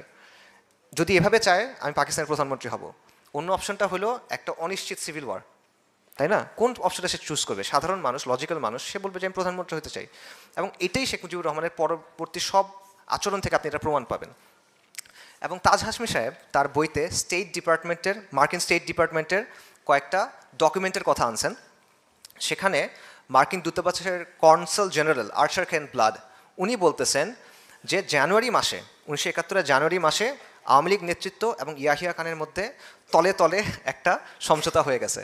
কি সমঝোতা? শেখ মুজিবুর রহমান প্রধানমন্ত্রী হবে, ইয়াহিয়া খান প্রেসিডেন্ট হিসেবে থেকে যাবে। এটা মার্কিন ডকুমেন্টের মধ্যে আছে, তাজ সাহেব তার বইতে আনছে। 71 জানুয়ারি থেকে দেখেন, জানুয়ারি থেকে মার্চ পর্যন্ত অবস্থানটা দেখেন। মুজিব নির্বাচনে জিতছে, বোঝাপড়া হয়ে গেছে, এখন ক্ষমতা হস্তান্তর করা হবে, এটি তো দ্যাটস ইট, আর কোনো সমস্যা নাই। সমস্যাটা হইল কোথায়? সমস্যাটা করলো কে? সমস্যাটা করলো ভুট্টো সাহেব এবং পাকিস্তানি আর্মি বেসিক্যালি, যে তারা একজন বাঙালির কাছে পাওয়ারটা হস্তান্তর করতে চায় না, যে এটা সম্ভব না, এটা কল্পনা করতে পারছে, এটা মানতে পারছে না যে একটা বাঙালি, ওই যে যারা কলা বাগানের পেছনে গিয়ে প্রয়োজন সারে, যারা মুরগি হালাল করতে পারে না, যারা অর্ধেক খতনা করা বা খতনা না করা, যারা অর্ধেক হিন্দু, তাদেরকে আমরা কীভাবে পাকিস্তানের এই করি? এটা তো সম্ভব না। তো এরপর কি হলো, তারা প্রেশারাইজ করলো এবং ইয়াহিয়া খান 28 ফেব্রুয়ারি বললো যে না, একটা ন্যাশনাল অ্যাসেম্বলি মিটিং হওয়ার কথা, এটা বন্ধ করবো আমরা। 28 ফেব্রুয়ারি 1 তারিখ ভাষণ দিল। এরপরে ছাত্ররা হিউজ প্রেশার দেওয়া শুরু করলো, মানে ঢাকার ছাত্র নেতারা, ছাত্র আন্দোলন শেখ মুজিবুর রহমানকেও ব্যাপক প্রেশার দিচ্ছে যে আপনি স্বাধীনতার ঘোষণা দেন। মানে তখন কিন্তু আপনি যদি হিস্ট্রি বই পড়েন, অলরেডি পতাকা উঠাই ফেলছে, কাগজের বন্দুক টন্দুক নিয়ে মার্চ করতেছে, মেয়েরা ছেলেরা মার্চ করতেছে, গান টান বাজাইতেছে, একদম বীর বাঙালি অস্ত্র ধরো বাংলাদেশ স্বাধীন করে, এগুলো কিন্তু তখন স্লোগান চলতেছে। এবং মুজিবুর রহমানকে প্রেশার দিচ্ছে আপনি স্বাধীনতার ঘোষণা দেন। মুজিবুর রহমান স্বাধীনতার ঘোষণা দিচ্ছে না, সে 4টা শর্ত দিছে যে মার্শাল ল উঠায় নেন, সেনাবাহিনী ব্যারাকে ফিরে যাক, ক্ষমতা হস্তান্তর করেন, আর যেই ক্ষতি হয়েছে ক্ষতিগুলার তদন্ত করেন, এরকম কথা। এটা কিন্তু বলে নাই। 7ই মার্চের ভাষণ, এখানে ইউনিল্যাটারাল ডিক্লারেশন অফ ইন্ডিপেন্ডেন্স নাই, স্বাধীনতার কোনো ঘোষণা নাই এখানে। এই ভাষণ শেখ মুজিবুর রহমান শেষ করছে জয় বাংলা জয় পাকিস্তান বলে। এটার চাক্ষুষ অনেক অনেক অনেক সাক্ষী আছে। অলি আহাদ সাহেব আছেন, একে খন্দকার সাহেব আছেন, ডক্টর জাফরুল্লাহ চৌধুরী আছেন, সাংবাদিক নির্মল সেন আছেন, কবি শামসুর রহমান আছেন, এরা সবাই বলছে যে শেখ মুজিবুর রহমান সেখানে জয় পাকিস্তান বলে শেষ করছে। অথচ ওই দিন এটা শেখ হাসিনাও কনফার্ম করছে যে ওই দিন ছাত্রনেতারা, একদম গরম ছাত্রনেতা যারা, সিরাজুল আলম খানরা, তারা চিরকুটের মধ্যে লিখে দিছে যে আপনি স্বাধীনতার ঘোষণা দিবেন, এবং ওই চিরকুট শেখ মুজিবকে দিছে যে আপনি এটা কিন্তু বলতে হবে, উনি এটা বলে নাই, ঠিক আছে। এবং হাসিনা নিজেও বলে যে হ্যাঁ আমার বাবাকে চিরকুট দেওয়া হয়েছিল, সেটা উনি বলে নাই। আবার হাসিনা এটাও বলে যে আমার বাবা স্বাধীনতার ঘোষণা করছে। স্বজন হারানোর বেদনায় মাথাটা তার ঠিক নাই আর কি, ওই জন্য এসব বলে। আচ্ছা, সো আলটিমেটলি দেখেন যে এরকম অনেকগুলো প্রমাণ আছে, আরও অনেক প্রমাণ আছে। শেখ মুজিবুর রহমান এইখানকার আমেরিকান এমবাসির সাথে যোগাযোগ করছে যে আপনারা ইয়াহিয়াকে বলেন পাওয়ার হস্তান্তর করতে, আমার দলের র্যাডিক্যালরা আমাকে অনেক বেশি চাপ দিচ্ছে স্বাধীনতার ঘোষণা দিতে। এবং সবচেয়ে বড় যেটা প্রমাণ, 7ই মার্চ যদি স্বাধীনতার ঘোষণা হয়, 24শে মার্চ পর্যন্ত তারা করলোটা কি? মিটিং করছে, প্রথমে ইয়াহিয়া খানের সাথে, তারপর ভুট্টো সাহেবের সাথে, মানে 3 জন মিলে। এবং মিটিংয়ের পরে শেখ মুজিব বের হয়ে এসে বলতেছে যে হ্যাঁ হ্যাঁ অগ্রগতি হচ্ছে, আমাদের আলোচনায় অগ্রগতি হচ্ছে। স্বাধীনতা ঘোষণা হয়ে গেলে কিসের অগ্রগতি? এখন মিটিংটাও আবার কিসের? রাইট, এটা তো হয় না, এটা ডাজন্ট কম্পিউট। এরপর কি হলো? এরপর হলো 25শে মার্চের ক্র্যাকডাউন। 25শে মার্চের রাত্রে ক্র্যাকডাউন হলো, শত শত মানুষ মারা গেল। নাপাক আর্মি, যাদের কাজ হলো মুসলিম মারা, তাদের একমাত্র ক্রেডিট এখন পর্যন্ত এটাই। বাংলায়, বালুচিস্তানে, ওয়াজিরিস্তানে, এই জায়গাগুলোতে মুসলিম মারাটা তাদের আসলে মানে একমাত্র ক্রেডেন্সিয়াল আর কি। অনেক মানুষ মারা গেল। আপনারা ডেড রেকনিং পড়েন, শর্মিলা বসুর বই, আবারও এটা আওয়ামী ন্যারেটিভ না, সেখামেও কিন্তু সংখ্যা দেওয়া আছে যে খালি 25শে মার্চে বলা হচ্ছে পাকিস্তানিদের কনভারসেশন, আর্মির কনভারসেশন নিয়ে আসছে যে অ্যাটলিস্ট এর ভিতরে ঢাকা ইউনিভার্সিটি এবং পুরান ঢাকা এই অঞ্চলে অ্যাটলিস্ট 300 মানুষ মারা গেছে, ঠিক আছে। এখন মানুষের সংখ্যাটা 300 মানুষ কম নাকি বেশি, আপনি এটা আসলে কী বলবেন? তো এই জিনিসপত্র হলো। এরপরেও তাজউদ্দিন সাহেব শেখ মুজিবের কাছে গেছে টেপ রেকর্ডার নিয়ে, আপনি স্বাধীনতার ঘোষণা দেন, আমরা এটা প্রচার করব, আপনি আমাদের সাথে আসেন, আমরা আপনাকে সেফ হাউসে নিয়ে যাব। শেখ মুজিব কী বললো? 27 তারিখ হরতাল ডাকছি, বাসা গিয়ে আরাম করে ঘুমাও, ব্যাপক হরতাল হবে 27 তারিখ। স্বাধীনতার ঘোষণা কোথায়? আচ্ছা, এবং তাজউদ্দিন সাহেব বলতেছেন যে 72 সালের 10ই জানুয়ারি যখন শেখ মুজিবুর রহমান দেশে ফেরত আসছে, তখন তাজউদ্দিনকে বলতেছে, তাজউদ্দিন তোমরা তো পাকিস্তান ভেঙেই ফেললা, এটা সে বলতেছে, তাকে বলতেছে তোমরা তো পাকিস্তান ভেঙেই ফেললা। এরকম অনেক এই আছে যে মেজর জেনারেল খাদেম হোসেন রাজা, উনি এইখানে পোস্টেড ছিল ঢাকাতে, তার কাছে মার্চে 2বার শেখ মুজিবুর রহমান যোগাযোগ করছে মানুষের মাধ্যমে যে আমাকে শেল্টার দাও, কারণ আমার দলের র্যাডিক্যালরা এটা বলতেছে ওইটা বলছে, তারা এগুলা করবে। 2বার সে করছে। এবং সবচেয়ে বড় যেটা এক্সাম্পল, যে মুজিব কিন্তু পাকিস্তানে তো তাকে নিয়ে গেছে বন্দি জেলে, সে ঘটনার প্রভাব কিছু জানে না।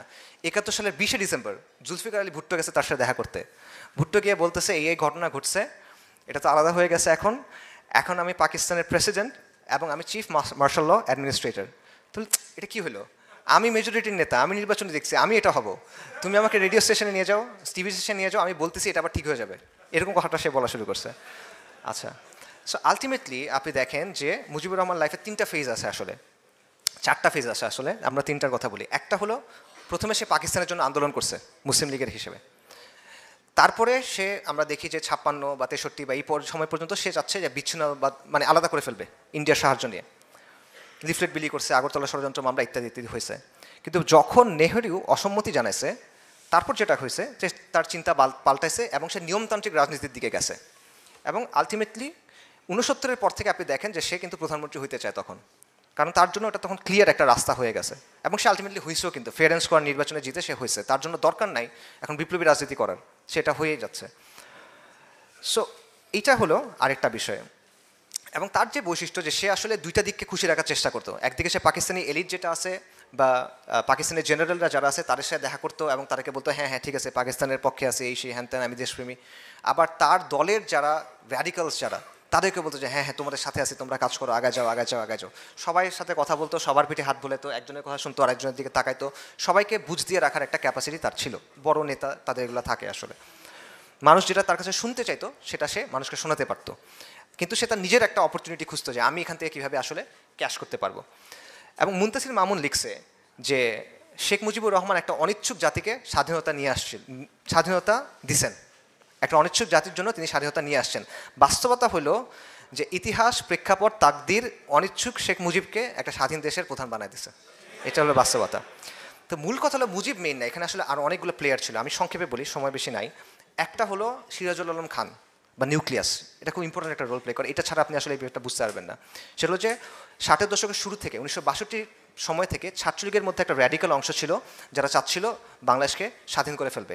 এটা আদর্শিকভাবে কমিউনিজম দ্বারা বেশ ভালো ধরনের প্রভাবিত ছিল, লেনিনের বই, ট্রটস্কির বই, মাও সেতুংয়ের বই, এগুলো দ্বারা তারা বেশ প্রভাবিত ছিল।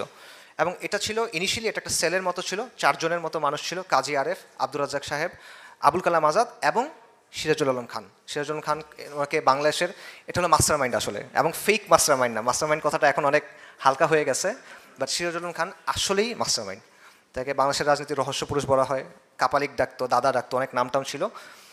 69-এর যে গণ অভ্যুত্থান, এটার প্রধান রূপকার বলতে হবে আপনার তাকে। মাওলানা ভাসানীর এখানে অনেক বড় একটা রোল ছিল, বাট প্রধান রোলটা আসলে সিরাজুল আলম খানের এখানে ছিল।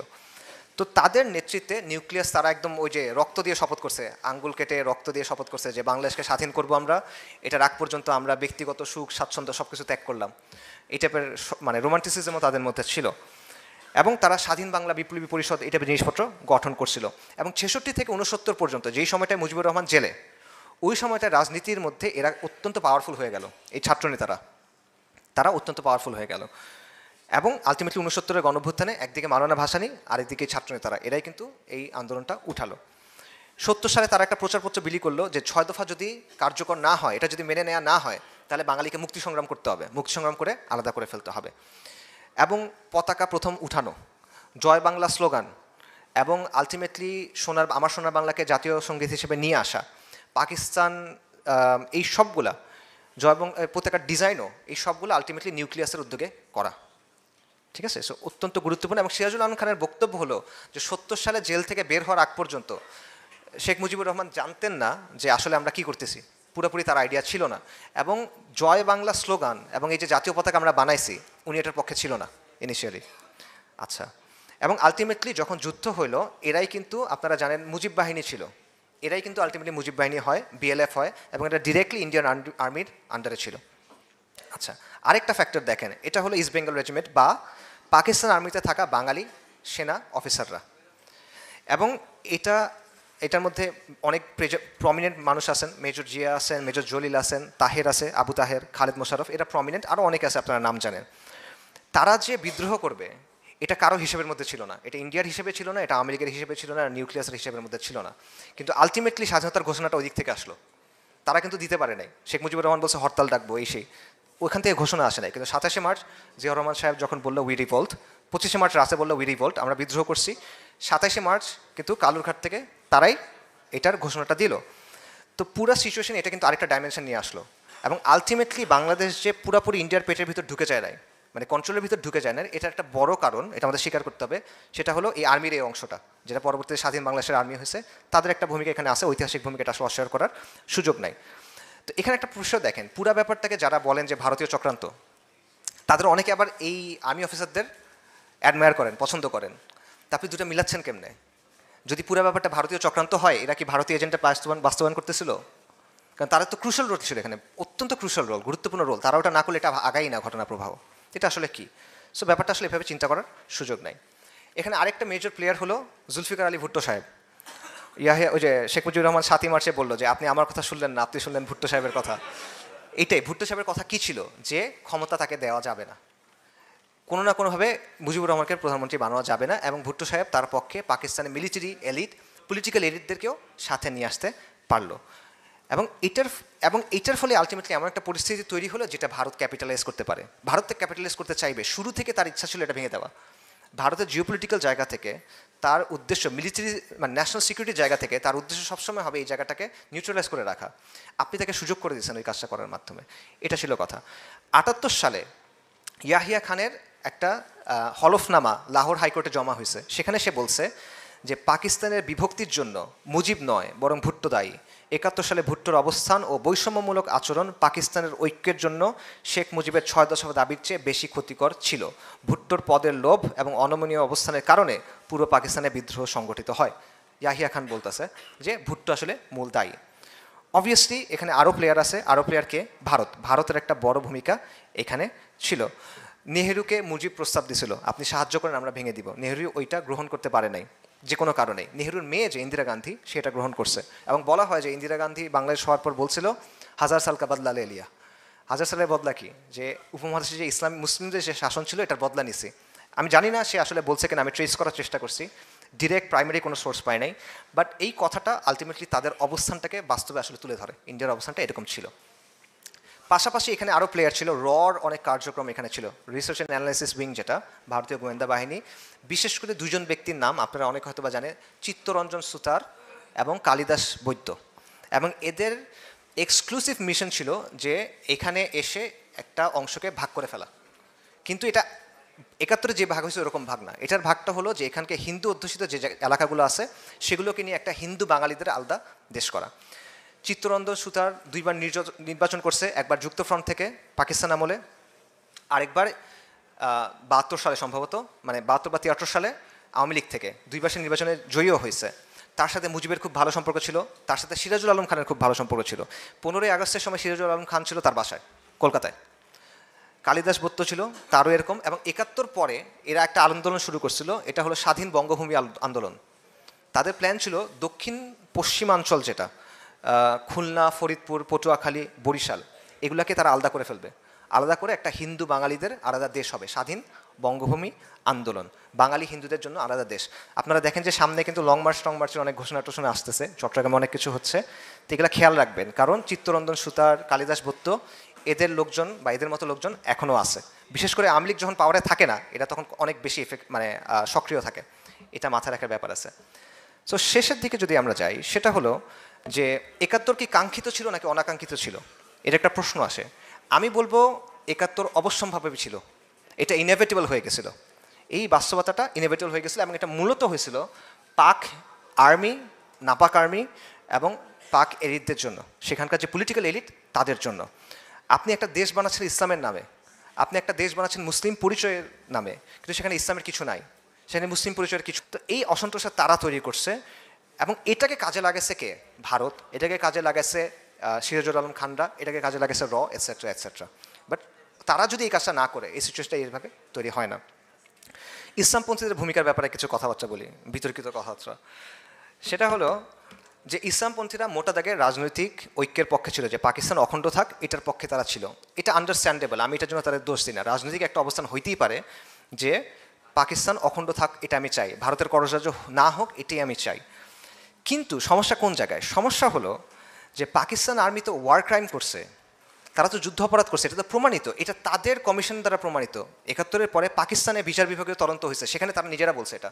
আপনারা দেখবেন ইমরান খান সাহেব, নওয়াজ শরীফ সাহেব, তারা কিন্তু এগুলো বলে, তারা নিজেরাই বলে যে আমরা এই কাজগুলো করছি। এটা মানে আওয়ামী লীগের কথা না, এটা বাস্তব কথা, তারা এটা করছে। তো এই কাজটা যখন হয়েছে, তখন আপনার ভূমিকা কী হবে? আপনি রাজনৈতিক অবস্থানে সেটা ভিন্ন, সমস্যা নাই, কিন্তু যখন এই জিনিসটা হয়েছে এটা তো গোপনে হয় নাই, ম্যাসাকার, রেপ, গণকবর, এই জিনিসটা যখন হয়েছে তখন আপনার অবস্থানটা কী হবে, এইটা আর কি প্রশ্নটা।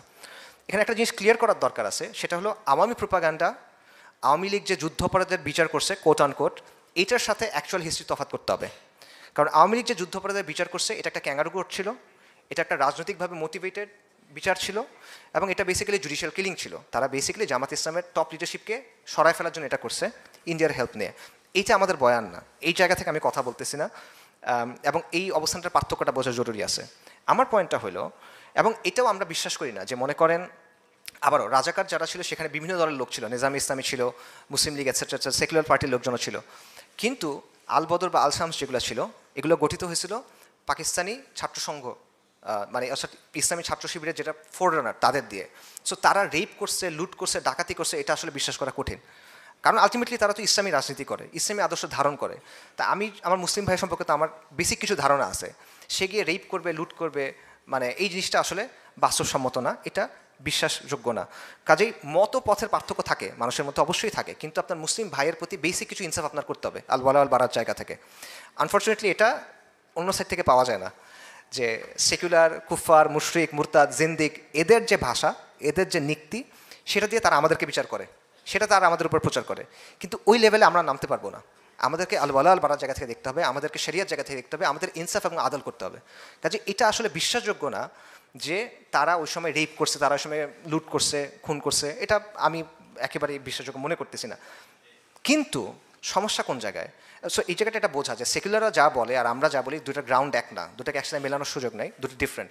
কিন্তু আমার প্রশ্নটা কোন জায়গায় দেখেন, পাক আর্মি তো এটা করছে, আর আপনি পাক আর্মির সহযোগী রোল প্লে করছেন কি না?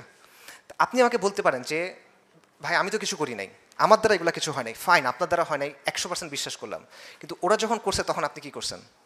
আপনি উল্টা দিক থেকে চিন্তা করেন, মনে করেন ইন্ডিয়া ইনভাইট করলো, মনে করেন কমিউনিস্টদের কিছু দল তারা একটা স্বেচ্ছাসেবী দল বানাইলো আল কাফিরুন, এখন মনে করেন তারা এদেরকে হেল্প করবে। এখন এরা আসলে কিছু করে নাই, এরা কাউকে মারে নাই, কাউকে আগুন দেয় নাই, কাউকে রেপ করে নাই, কিন্তু ইন্ডিয়ান বাহিনী এটা করছে, তারা কিছু করে নাই, তাদের উপর দায় পড়ে কি পড়ে না? একটা দায় পড়ে, এটা অস্বীকার করার সুযোগ নাই। আপনি কিছু না বললে, কিছু করেন নাই এটা বললে আসলে এটা হয় না। এখানে আপনি এটা জানলেন, আপনি সরে গেলেন না কেন, বাধা দিলেন না কেন? আচ্ছা আপনি বললেন যে ভাই বাধা দেওয়াটা সম্ভব না, এটা মানে অবাস্তব কথা বলতেছেন, ফাইন, বাধা দিয়েন না। আপনি এটা তো বলতে পারতেন যে ভাই এই জুলুম, এটা জুলুম হচ্ছে, এই জুলুমের সাথে আমি নাই, এই জিনিসটা আপনি বলতে পারেন, এটা শরিয়া অ্যালাউ করে না, আমি এটার সাথে থাকতে পারবো না, এটা আপনি বলতে পারতেন। আচ্ছা, সো দেখেন 71-এর ব্যাপারে জামাত ইসলামের যে অবস্থান, এটাকে আমি কোনো বড় সমস্যা মনে করি না। এটা রাজনৈতিক একটা অবস্থান থাকতেই পারে যে আমি অখণ্ড পাকিস্তান চাই, এটা অ্যাকচুয়ালি লজিক্যাল, কারণ তাদের যুক্তিটা কি যে মুসলিমরা এক থাকা দরকার, বিভক্ত হলে মুসলিমরা দুর্বল হবে, এটা সে দ্বিমত করে কে? কেউ দ্বিমত করে না, মুসলিমরা একসাথে থাকা দরকার, বিভক্ত হলে মুসলিমরা দুর্বল হবে, বাংলাদেশ আলাদা হলে ভারতের কররাজ্য হয়ে যাবে, বাস্তব তো, আমরা তো দেখছি এটা, আমি জাহিলিয়াতের সময়টা দেখছি, এটা তো বাস্তব, তাদের এই অ্যাসেসমেন্ট ভুল ছিল না। তো এই জায়গায় তাদের অবস্থান সঠিক ছিল, তারা সঠিক প্রমাণিত হয়েছে, তবে আংশিক সঠিক প্রমাণিত হয়েছে, কারণ কররাজ্য যেমন হয়েছে এরকম 75 সালের 15ই আগস্টও কিন্তু হয়েছে, 75 সালের 7ই নভেম্বরও কিন্তু হয়েছে, জুলাইও কিন্তু হয়েছে 2024-এর। ভারত কিন্তু ফুল কন্ট্রোলে কখনোই আসলে নিতে পারে নাই। সো এই জিনিসটাও হয়েছে, বাকি তাদের অবস্থানটা এই জায়গায় একেবারে ইলজিক্যাল, ইরেশনাল এমন কিছু আমি মনে করি না। সমস্যা ওই জায়গায় যে জুলুমটা যখন হইলো, এই সময় তো আপনি সরে যান নাই, বাধা না দেন ভাই, সরে তো যেতে পারতেন, এই জিনিসটা। এবং দ্বিতীয়ত মানুষের পালস বোঝা, ইতিহাসের গতিপথ বোঝা, এই জায়গাটা একটা ভুল হয়েছে, এই জিনিসটা একটা ভুল হয়েছে। এবং এটা শুধুমাত্র তাদের না, যেটা আমি বললাম যে সামগ্রিকভাবে ইসলামী ঘরানার অবস্থান ছিল যে পাকিস্তানের এর পক্ষে, অখণ্ডতার পক্ষে। তারা ওই বিষয়টা বুঝতে ব্যর্থ হয়েছেন যে জনমত, জনগণের অবস্থান কোন জায়গায় চলে গেছে, বিশেষ করে 25শে মার্চের পর, বিশেষ করে 25শে মার্চের পর, এর আগ পর্যন্ত আপনি নাও যদি বুঝেন। আচ্ছা, এবং এটার ফলে যেটা হয়েছে যে 71-এর পরে বাংলাদেশে যে কালচারাল হেজেমনি গড়ে উঠছে এবং বাংলাদেশে ইসলামকে, বিশেষ করে ইসলামী রাজনীতিকে যেভাবে দেখা হয়েছে, সেটাকে এটা প্রভাবিত করছে। 71-এর ওই ভূমিকা এখানে ইসলামের যে দাওয়া বা আন্দোলন, এটাকে অত্যন্ত নেগেটিভভাবে প্রভাবিত করছে। এটা আপনি স্বীকার করেন বা না করেন, এটা বাস্তবতা, এটা অস্বীকার করেন, মানে এটা আসলে দিনের আলোর মতো একটা বিষয়, ঠিক আছে? আচ্ছা, তো কিছু ক্ল্যারিফিকেশন করি। 71 কোনো মতাদর্শিক যুদ্ধ ছিল না, এটা দ্বিজাতি তত্ত্বের একটা রিজেকশন না, এটা ইসলামের কোনো রিজেকশন না, এটা সেকুলার মুজিববাদের আদর্শে মানে উদ্বুদ্ধ হয়ে মানুষ যুদ্ধ করছে, ব্যাপারটা এটা না, এটা একটা ওয়ার অফ সেলফ প্রিজার্ভেশন। এটা একটা আত্মরক্ষার জন্য ওয়ার।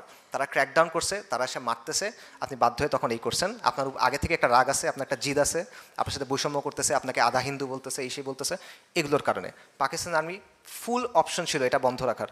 তারা ক্র্যাকডাউন না করতো, তারা ক্ষমতা হস্তান্তর করতো, নানা অপশন তাদের হাতে ছিল, বা এর আগেও অপশন ছিল। যদি আপনি বলেন যে না পরবর্তীতে কি কিছু হইতোই, স্টিল তাদের আগে অপশন ছিল, 60s সময় অপশন ছিল, 50s সময় অপশন ছিল, তারা এগুলো চেষ্টা করে নাই। ওই যে মাহমুদুর রহমান সাহেব যেটা বলতেছেন, তাজ হাসমি যেটা বলতেছেন, যে তাদের ওই গুডউইলটাও ছিল না যে আমি এটা সলভ করার চেষ্টা করি। এই কারণে এটা আসলে আপনার বলার কোনো সুযোগ নাই যে সাধারণ মানুষ আদর্শিক কারণে পাকিস্তান থেকে আলাদা হয়ে গেছে। এটা তারা আত্মরক্ষার কারণে এটা হইতে হয়েছে, আর কোনো কিছু না, জুলুমের কারণে, আত্মরক্ষার কারণে। পাশাপাশি আরেকটা প্রশ্ন, যে পাকিস্তান যে ভেঙে গেল এটা কি ইসলামের ব্যর্থতা কিনা? না, কখনো না, এটা ইসলামের কোনোদিনও ব্যর্থতা না, এটা মুসলিম পরিচয়ের ব্যর্থতা না, এটা হলো পাকিস্তানের ব্যর্থতা। পাকিস্তান নামক যে রাজনৈতিক প্রকল্পটা ছিল এটা সেটার ব্যর্থতা। ইসলামকে বাদ দিয়ে, ইসলামের শিক্ষা বাদ দিয়ে, ইসলামের মূলনীতি বাদ দিয়ে, ইসলামের শরিয়া বাদ দিয়ে আপনি কি মুসলিম পরিচয় রাখবেন? পাকিস্তান এই কাজটা করার চেষ্টা করছে এবং তার ফলে এটা টিকে নাই। ইসলামের শিক্ষা কি? কুরাইশদের এলিট মুসাব ইবনে উমাইর রাদিয়াল্লাহু আনহু আর বিলাল ইবনে রাবা, হাবশি একজন গোলাম যিনি মুক্ত হয়েছেন, একসাথে ভাই। সালমান আল ফারেসি, সুহাইব আর রুমি একসাথে ভাই। আউস এবং খাজরাজ মারামারি করতেছিল গলায় গলায়, মানে একদম গলায় তলোয়ার ধরে রাখা অবস্থা, তারা ভাই হয়ে গেছে। আনসার এবং মুহাজির তারা ভাই হয়ে গেছে। ইসলামে শত শত হাজার বছর ধরে বিভিন্ন জাতিগোষ্ঠীর মানুষ একসাথে থাকছে। ইসলাম তো এখানে কখনো ফেল করে নাই। এটা পাকিস্তান প্রকল্পের ফেলিয়ার, এটা ইসলামের ফেলিয়ার না। ইসলাম নানা জাতিগোষ্ঠী, নানা ভাষাভাষী মানুষকে এক করছে, সমৃদ্ধি এবং বিস্তৃতি নিয়ে আসছে, এবং এটা কোনো তাত্ত্বিক কথা না, এটা বাস্তব প্রমাণসহ কথা। ইতিহাস খুলে দেখেন, অনেক প্রমাণ আপনারা এখানে পাবেন। কিন্তু যখন এগুলো সরায় বাঙালি, পাশতুন, বালুচ, এই সেই হ্যানত্যানের দিকে আপনি ফোকাস করছেন, আপনি বৈষম্য করছেন জাহেলিয়াতের জায়গা থেকে, তখন জিনিসটার টিকে নেয়। তো উপসংহার যদি বলি, ৭১-এর ঘটনার পেছনে অনেকগুলো ফ্যাক্টর ছিল। একটা ফ্যাক্টর হলো পাক এলিট বা পাক আর্মি, রাজনীতিবিদ, ভূ রাজনৈতিক ব্যাপার ছিল। রাশিয়া এবং ইন্ডিয়া চাচ্ছিল এটা ভেঙে ফেলতে। পশ্চিম পাকিস্তানের এস্টাবলিশমেন্ট যেটা, তাদের এই অবজ্ঞা, তাচ্ছিল্য, এই ব্যাপারগুলো ছিল। পাশাপাশি কট্টরপন্থী র্যাডিক্যাল যারা ছিল, সিরাজুল আলম খান এটসেট্রা, এরা ছিল। মুজিবের একটা ভূমিকা ছিল, ইন্দিরা গান্ধীরও একটা বড় ভূমিকা ছিল। ইন্দিরা গান্ধী এখানে ক্রুশাল একটা রোল প্লে করছে। বর্তমানে বাস্তবতা কি? যেই পাকিস্তান আর্মি সেই দিন বাংলাদেশিদের হত্যা করছিল বা বাঙালি মুসলিমদের হত্যা করছিল, সেটা এখনও পাকিস্তানের মুসলিমদের হত্যা করতেছে ওয়াজিরিস্তানে, খাইবার পাখতুনখোয়াতে। আর যারা ওই দিন বলছিল যে আমরা ভারতের বন্ধু হয়ে তোমাদের জান, মাল, সম্পদ, সম্মান সুরক্ষা করব, এতদিন আমরা দেখছি তারা কি করছে আমাদের সাথে। আমাদেরকে আয়না ঘরে ঢুকেছে, আমাদেরকে গুম করছে, খুন করছে, চোখ উঠায় ফেলছে, মারতে মারতে পিটায় মেরে ফেলছে এতদিন, তাই না? তারা আপনার জান, মাল, সম্মান রক্ষা করার কথা বলছে, তারাই তো ক্ষমতায় ছিল, তারা এতদিন এই জিনিসটা করছে। এবং পাকিস্তানের অবস্থা কি, যে আজকে তার আপনি লা ইলাহা ইল্লাল্লাহর কথা বলে বলছেন, শরিয়ত আছে সেখানে? শরিয়ত নাই। ইনসাফ আছে, আদল আছে সেখানে? নাই ওখানে। তাদের সবচেয়ে বড় বড় মিলিটারি মানে ভিক্টরিগুলো কি? তারা কোন মানুষকে সবচেয়ে বেশি মারছে? হিসাব করে দেখেন, মুসলিমদেরকে মারছে সবচেয়ে বেশি। আর বাংলাদেশের অবস্থাটা কি? নবী সাল্লাল্লাহু আলাইহি ওয়াসাল্লামকে নিয়ে যখন প্রচণ্ড ধরনের অবমাননা হয়েছে, সেটা নিয়ে আপনি কথা বলতে গেছেন, রাষ্ট্রশক্তি দিয়ে আপনাকে ক্র্যাকডাউন করে হত্যা করা হয়েছে, মিডিয়াতে সেটা ব্ল্যাক আউট করা হয়েছে, আপনাকে তারপর অপরাধী বানানো হয়েছে যে তুমি হলো তাণ্ডবকারী। এটা হলো বাস্তবতা। তো দেখেন, পাকিস্তান এবং বাংলাদেশ আলটিমেটলি দুইটাই ফেইল করছে এই জায়গায়। যে এই উপমহাদেশে মানুষ চাচ্ছিল কি? লা ইলাহা ইল্লাল্লাহ। পাকিস্তান এটা দিয়ে তো হয়েছে, ইসলাম দিয়ে চাইছে, তারা আল্লাহর গোলামি চাইছিল। আমরা গোলামি পাইছি কার? একবার ইন্ডিয়ার, একবার আমেরিকার গোলামি পাইছি আমরা। তো আসলে মানে আমরা লা ইলাহা ইল্লাল্লাহ পাইছি নাকি আমরা মানুষের তন্ত্রমন্ত্র পাইলাম? এবং আপনি এখন আমি মানে কোনটা নিয়ে আনন্দ করব আর কোনটা নিয়ে খুশি হব আমাকে বলেন। এই জায়গায় আমি কি অর্জন করছি আর আমি কি হারাইছি বলেন। আমার কোন পথে যাওয়ার কথা ছিল, আমি কোন পথে গেলাম, এবং আমি এখন কোথায় আছি? দশকের পর দশক হয়ে গেছে, এখন আমরা অন্ধকারের মধ্যে ঘুরে বেড়াইতেছি। এটা হলো বাস্তবতা। এবং এটার মূল কারণটা হলো আল্লাহর আইন এবং গায়রুল্লাহর আইন। ইসলাম এবং গায়রুল্লাহর যে system, secularism, secular state, democracy, liberalism, এই বিষয়গুলোর পার্থক্যটা, এই বিষয়গুলোর দ্বন্দ্বটা আমরা বুঝতেছি না বা এড়ায় যাচ্ছি। এবং আমরা শুধু এটা করতেছি না, অনেক ক্ষেত্রে আমরা এই সেকুলার শাসক যারা আল্লাহর আইনকে বাতিল করতেছে, হালালকে হারাম করতেছে, হারামকে হালাল করতেছে, নতুন আইন প্রণয়ন করতেছে, আপনার উপর এটা বাধ্যতামূলকভাবে চাপাই দিচ্ছে, তাকে আমি গিয়ে বলছি সে শরী শাসকের মতো। এই জিনিসটা আমরা করতেছি। এবং আমরা সময়ের দাবি এবং জাতির পালস বুঝতেও আলটিমেটলি ব্যর্থ হচ্ছি, বারবার আসলে আলটিমেটলি আমরা ব্যর্থ হচ্ছি। যেই কারণে অনেক সময় ইসলামী দাওয়া যেটা, ইসলামী আন্দোলন যেটা, এটা ব্যাহত হচ্ছে। এবং সবচেয়ে বড় কথা হলো যে ইসলাম এবং সেকুলারিজমের যে দ্বন্দ্ব, যেটা মূল সংঘাত আসলে, এই বিষয়টা আমরা ধরতে পারতেছি না। এবং যতদিন আমরা এটা ধরতে পারবো না, ততদিন আমরা বিভিন্ন গোলকধাঁধায় ঘুরতে থাকবো। যদি আপনি সরল পথ থেকে সরে যান, তাহলে বাকি কি থাকে? বিচ্যুতি। সরল পথ থেকে সরা, সিরাতুল মুসলিম থেকে সরার পরে থাকে বিচ্যুতি, আর কিচ্ছু না। আমরা বাস্তববাদী হওয়া, প্র্যাগম্যাটিজমের কথা বলে অনেক কিছু গ্রহণ করতেছি, এবং এটার ফলে আমরা দেখতেছি যে স্বল্প মেয়াদে, শর্ট রানে আমাদের কিছু গেইন আছে, বাট লং রানে এটা আমাদের ক্ষতি ছাড়া আর কিছু দিচ্ছে না। পাকিস্তানের চিন্তাটা কোত্থেকে আসছিল? সৈয়দ আহমেদ শাহিদ রাহিমাহুল্লাহ, শাহ ইসমাইল শাহিদ রাহিমাহুল্লাহ, তাদের একটা চিন্তা ছিল যে ভারতবর্ষের, হিন্দুস্তানের মুসলিমদের একটা ইসলামী ইমারা লাগবে, তারা শরিয়ার আন্ডারে থাকবে। এই চিন্তাটা স্যার সৈয়দ আহমেদ আলিগড়ের বিশ্ববিদ্যালয় আর মুসলিম লীগের হাত ধরে কি হলো? Liberal Democratic secular Pakistan. আপনি ইসলাম ফালায় দিয়ে মুসলিম জাতীয়তাবাদ করছেন, যেটার মধ্যে রুহটা নাই, ইসলামী সেটার মধ্যে নাই। সেটার রেজাল্ট হলো যে আজকে এই অবস্থা। আর এটার রিয়াকশনে আমরা কি করলাম? এটা রিয়াকশনে আমরা গিয়ে ধরলাম বাঙালি জাতীয়তাবাদ। যেই বাঙালি জাতীয়তাবাদ বারবার কি করে? আওয়ামী জাহিলিয়াতকে নিয়ে আসে। যে বাঙালি জাতীয়তাবাদ বারবার আমাদেরকে ভারতের করদ রাজ্য বানানোর চেষ্টা করে। এটা আর কি অবস্থা। এবং এই দুষ্টচক্র, এবং আমরা একবার বলছি ইসলাম, যেই জায়গায় আমাদের যাওয়ার কথা, আবার প্র্যাগম্যাটিজমের কথা বলতে গিয়ে আমরা বলছি না, ইসলাম না, লিবারাল ডেমোক্রেসি, সিভিল ডেমোক্রেটিক ইসলাম, ওয়েলফেয়ার স্টেট, এই ধরনের নানা কথাবার্তা আমরা বলে বেড়াচ্ছি। এইভাবে বারবার প্র্যাগম্যাটিজমের কথা বলে, বারবার প্র্যাকটিক্যাল হওয়ার কথা বলে আমরা মূল জায়গা থেকে সরে যাচ্ছি, এবং শর্ট রানে আমরা মনে করতেছি আমরা গেইন করতেছি, লং টার্মে আমাদের চেয়ে বড় লুজার আসলে আর কেউ নাই। এবং এই দুষ্টচক্র থেকে যদি আপনি বের হতে চান, তাহলে আলটিমেটলি আমাদের ইসলামের দিকে ফিরে যেতে হবে, পরিপূর্ণভাবে ইসলামের পথের দিকে ফিরে যেতে হবে, নামে না, বাস্তবে পরিপূর্ণভাবে আপনার ইসলামের দিকে ফেরত যেতে হবে। পূর্ণাঙ্গ দিন হিসেবে ইসলামের শাশ্বত যে নীতি, ইসলামের চিরন্তন যে ব্যবস্থা, সেটাকে গ্রহণ করতে হবে। তাই আসেন আমরা শপথ করি যে কোনো ক্ষণস্থায়ী মতবাদ না, মানুষের বাঁচানোর কোনো তন্ত্রমন্ত্র না, আমাদের যাইতে হবে ইসলামের চিরন্তন যে সিস্টেম আছে সেটার দিকে, ইসলামের শরিয়ার দিকে। এবং তাহলেই আমরা এই দুষ্টচক্র থেকে মুক্তি পাবো, তাহলেই আমরা আমাদের কমের অস্তিত্ব, নিরাপত্তা এবং ধারাবাহিকতা রক্ষা করতে পারবো। এটার জন্য সময় লাগবে, এটা আগামীকাল হয়ে যাবে না, এটার জন্য সময় লাগবে। সময় লাগুক, কষ্ট করেন, কুরবানি করেন, শহীদ হন, সমস্যা কি? আল্লাহ তো আপনাকে বলছেন সাফল্যের কথা। এই জিনিসটা আমাদের চিন্তা করতে হবে। এটাই আমাদের পথ এবং এটাই আমাদের আহ্বান। আগুনের ফুলকিরা এসো জড়ো হই, দাবানল জ্বালবার মন্ত্রে, বজ্রের আক্রোশে আঘাত হানি মানুষের মন গড়া তন্ত্রে। আগুনের ফুলকি হয়ে ওঠেন।